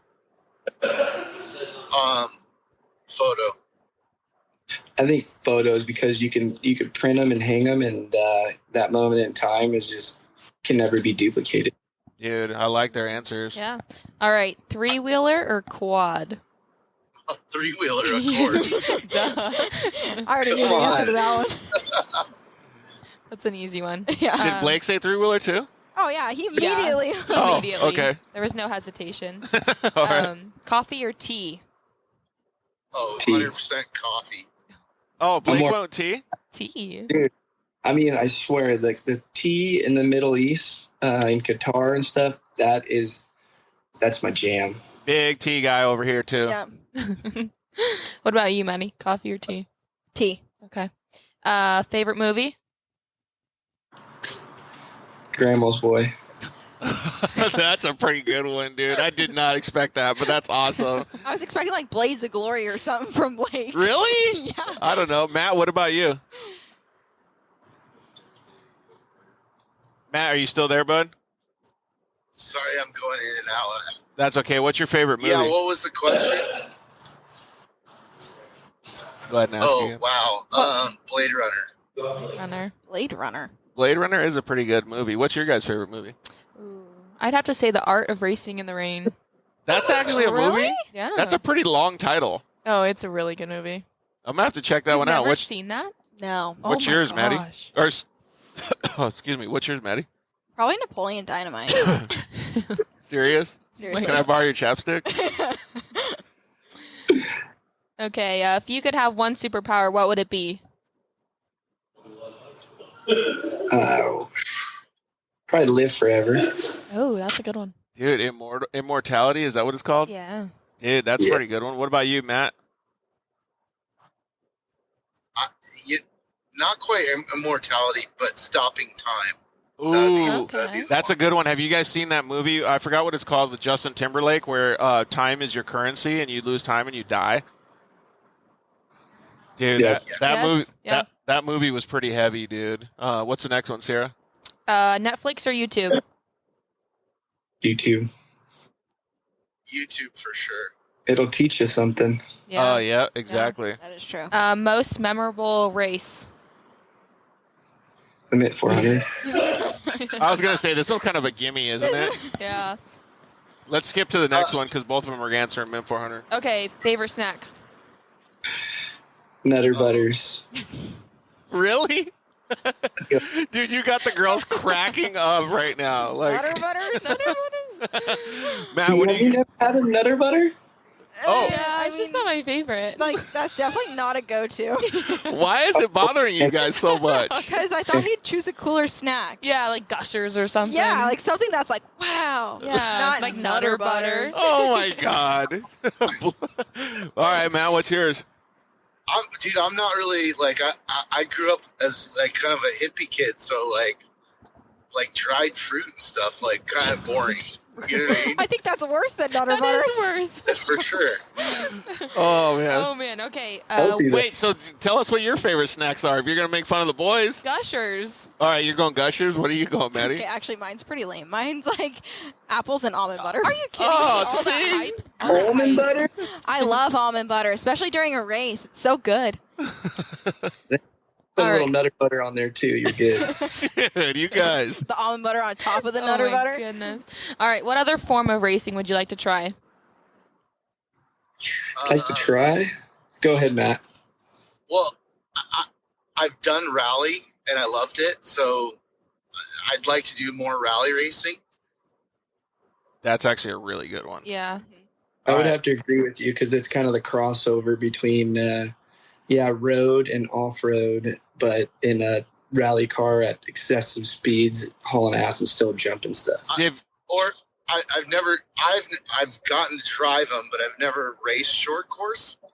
So, cruising around in LeDuc's Pro 4 would be fun. Dude, how rad would that be? Yeah, the furthest I've got is the Casey Curry's Pro Light, and that thing was insane, so I can only imagine a Pro 4. Hey, have you guys seen those? They look like a torpedo, and they have, 60-inch tall wheels, but they're super, super skinny tires, and they race around those swamps. It's like a little swamp. Dude, those things are insane. Send me a link. Dude, I got to send it to you. Text it to me. They'll fucking blow your mind, dude. They're so crazy. It's like, what do you call your little speedboat, Blake? The death boat? Yeah, so it's like a death boat, but it's got, really skinny tires, like razor-cutting tires on it. Yeah. I've never seen this A before. boat with training wheels? Kind of, but it's fast as fuck, boy. All right, what's the last one? Okay, last question. Chips and guacamole or fries and ketchup? Chips and guac. Oh, chips and guacamole. Yeah, can't go wrong. All day. All right, boys. Well, hey, first of all, thank you very much for spending all the time. I know you're driving, Matt. You were working. You're probably going to sleep or hibernate for a week after this. Blake, you're back at work trying to improve your program. Dude, both of you guys, I commend you for an insane weekend, an insane amount of work leading up to the Mint 400 for both of you guys. I had such a great time, so thank you, Matt. Blake, thank you for impressing all the fans and giving us something to talk about. We really, really appreciate you guys coming on the show and moving the industry forward. Let's keep it rolling. No, thank you. I appreciate it. Thanks for racing with us. There's more races to come. Yeah, thank you, Matt. Really appreciate it. All right, so we'll see you boys later. Thank you. Bye, guys. Bye, guys. Dude, it's so insane to me. I don't know how you guys feel, but every time we have a show, after a race recap like this, you hear all the emotions from everybody, and you hear all of the things that people go through. You guys had your own weekends. You get to feel the weekends out, with all of these other people. How do you feel overall about, the whole off-road community and the racing altogether? I'd have to say the off-road, racing community is just one big family. Whether we're out there and, Barbie was rolled over and Maddie stops to check on her, or you go through the pits and you see everybody cheering for you and you don't even know half of them. It's just cool to see that we're one big family out there. Yeah, what I really noticed was the one big family. I mean, obviously in racing, everyone helps each other out.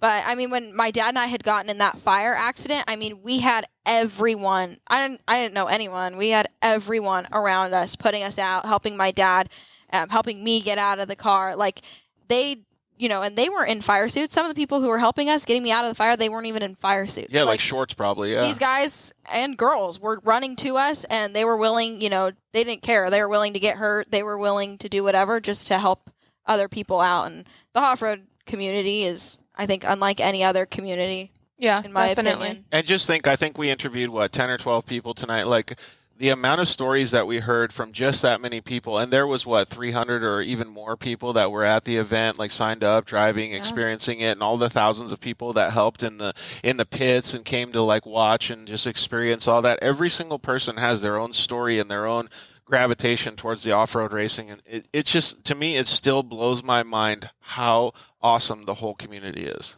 Oh yeah. I mean, you have anyone from like Jeremy McGrath and his daughter, from them racing it together. I mean, then you have Blake Wilkey from, we're seeing where he started, now working his way up to the TTs. I mean, you have people all across the board at different levels of racing, and they all come together, and we all have a good time. You actually brought up a thing, Matt. I think Matt called him like a dirt kid from El Cajon. Yeah. Well, Sierra was a total dirt grease kid after the Mint 400 because she, her hands were so black, and she goes, "Look, I didn't even hurt my nails. They were perfect." He said your sandwich looked like a blown out tire. It did. it did. Dude, the sandwich was hurting. Mm-hmm. Yeah. But she was like, "It's delicious." This is a steak right now. Yeah. It was so cool to see, but that's literally, that's off-road, right? Yeah. That's the epitome of off-road. Eating a dirty sandwich is no big deal. Yeah. Yeah. No, definitely. It's food. Yeah, exactly. All right. So is there anything else that you guys want to talk about your guys' races? We interviewed so many people, I feel like you guys didn't get enough time. Honestly, I like hearing everyone else's story. I know. I think it's pretty cool to just hear everybody's races and their stories and everything that they had to overcome. Well, let's just give a shout out to your dad because he did fantastic. Yeah. He worked his way from, I don't even know what it was. He was in top 5, and then he worked his way back a little bit. I don't know if he had issues or if those other guys were just hauling the mail. And then he came all the way back up to second at when he crossed the uncorrected time at the finish line. Yeah.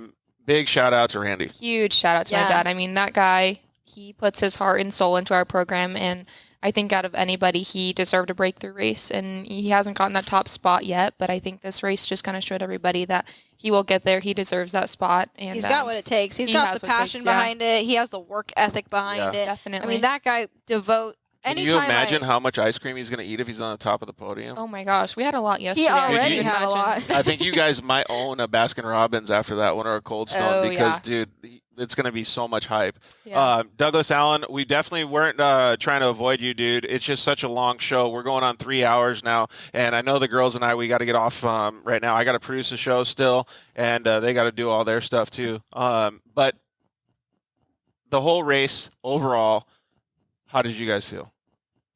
Honestly, I had the time of my life. With this being my first legit race in turbo, in the pro turbo class, I mean, Matt, my co-driver, and I, we were talking about it. This is the most fun we've ever had. I've never passed so many people in my life. Yeah. I thought it was awesome. It's so much fun. It was so much fun. Just the course itself was fun. Getting to battle it out with all these different people was fun. And just the community in general was just fun. The whole vibe of the Mint 400, from the parade to tech to the race to hearing everybody's stories, it's just a cool event. That's why we do it. Have you guys talked a lot about the same stories that what we've heard tonight from all of our guests? The same with your family? You've been talking to them about it? Oh yeah. Oh yeah. Literally the whole day after the race, we hung out with our pit crew and we just shared our stories and just memories that they can take home. We take home. Yeah. That makes me smile so much. I love that, dude. Yeah. It's so cool. All right. Well, give a shout out to the people that helped you so we can wind it down. Huge shout out to my mom and dad. Those are my biggest supporters, my family, my pit crew, my co-driver, my sponsors, Polaris Razor, Fox, Toyo, all my big guys, little guys. Thank you guys so much for everything that you guys do. Shout out to Starbucks and Vans. Hopefully we can get that sponsorship pretty quick here. All right, Maddie, you go. I would just like to thank my co-driver, Matt. He did great, and my dad. They both, the three of us put in a lot of work to convert my car to turbo and to get it as ready as we could for this race. And my whole team they flew from all over just to come to this race to help me out. So I just have to thank my team everyone who came out to support me, and obviously all my sponsors who make this happen. Yeah, dude, 100%. And I know that sometimes it gets old. People think like, oh, I got to thank my team. But really, like, it is. Like, it's a massive effort. I always tell everybody, like, when I was racing dirt bikes, like, I could clean a dirt bike in like about half an hour. Like, I was thinking, okay, I'll get into side-by-side racing. It'll just be double the work because it's 2 more wheels. It's not. It's like fucking 10, 15 times much more work. Yeah. So you really do need a team. I mean, we literally had 20 people there, and every single person did something on race day. I mean, I even have my grandparents there, and they're still in charge of something. Like, nice. Yeah. So, I mean, at the end of the day, and I know Sierra can relate, she has a big team because they have 2 cars, you know? Yeah.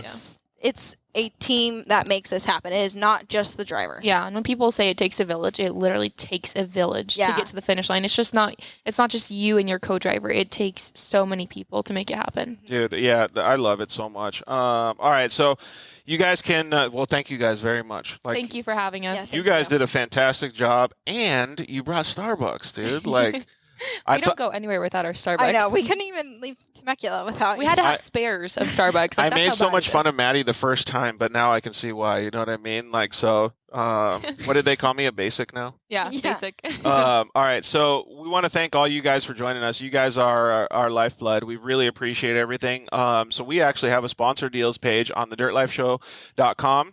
You can go over there. You can actually take some lessons from Alex Streiler and figure out how to get sponsors for yourself. It's real easy. He'd guide you through the whole process. And there's also some deals there. You can click on all of the people that support us, get some sponsor deals going for your guys' program. Even if you don't race, you guys can go get discounts on all their products. So thank you very much. We really appreciate it, and we want to give back to you guys. Next week's show is going to be a pretty cool show for me, actually, because I just started getting into off-road like right about 5 years ago now, and it's been around for a long, long time. So we're going to have a history of off-road, kind of, going back to like what Rod Hall had. Rod Hall had a documentary by Amy Lerner, and she's going to come on the show. Bob Bauer, who was also hosting the Mint 400, he's just a dictionary or an encyclopedia of off-road knowledge. So I'll probably just ask like 1 or 2 questions and then just be the sponge, like the co-driver and the youngster that all these other people are, because I want to hear about how rad off-road was, and I feel like they're going to tell me a lot that I didn't know. So you guys should definitely tune in to the history of off-road next Monday. Thank you to everyone at the Mint 400 for having us, too, for putting on such a great event for all the racers like Maddie, Sierra, and everybody that joined us. It was really cool to be part of that broadcast team as well. I had such a great time. And you know what? Even if I wasn't a broadcaster, I would have had a great time because I took some time out to go walk around through the pits and to hang out and like in the vendors area and stuff. And it was just an amazing time. Like, I got to talk with so many cool people, shake hands, and I just don't even know how to talk about that experience, because you can't do that if you're sitting on the couch. You just have to be there and see it for yourself. Dude, 100%. I definitely wish that there were more races with that much attraction. Yeah, the intensity level and the vibe and everything was just so good, man. So, yeah, kudos to the Mint 400 and Matt Martelli and all his team for putting that all together. Like, I could probably mention 1,000 people and still miss one person. So thank you to everybody. Like I said, we really appreciate all you guys for joining us. You guys are our lifeblood. Slide into our DMs. Allen Motorsports, Douglas Allen, please slide into our DMs. We could try to talk to you a little bit. Thanks, Wes, Roma Motorsports, everybody. We really appreciate everything. We got a bunch of comments that we weren't able to answer tonight, but we really appreciate all you guys. I feel like we need like 3 more Mint 400 shows because there's so much to talk about, but we love you guys. We will see you guys next week. Thank you for enjoying your dirt life with us. Thank you guys. Thank you guys. Thanks for listening to the Dirt Life Show. See you next week.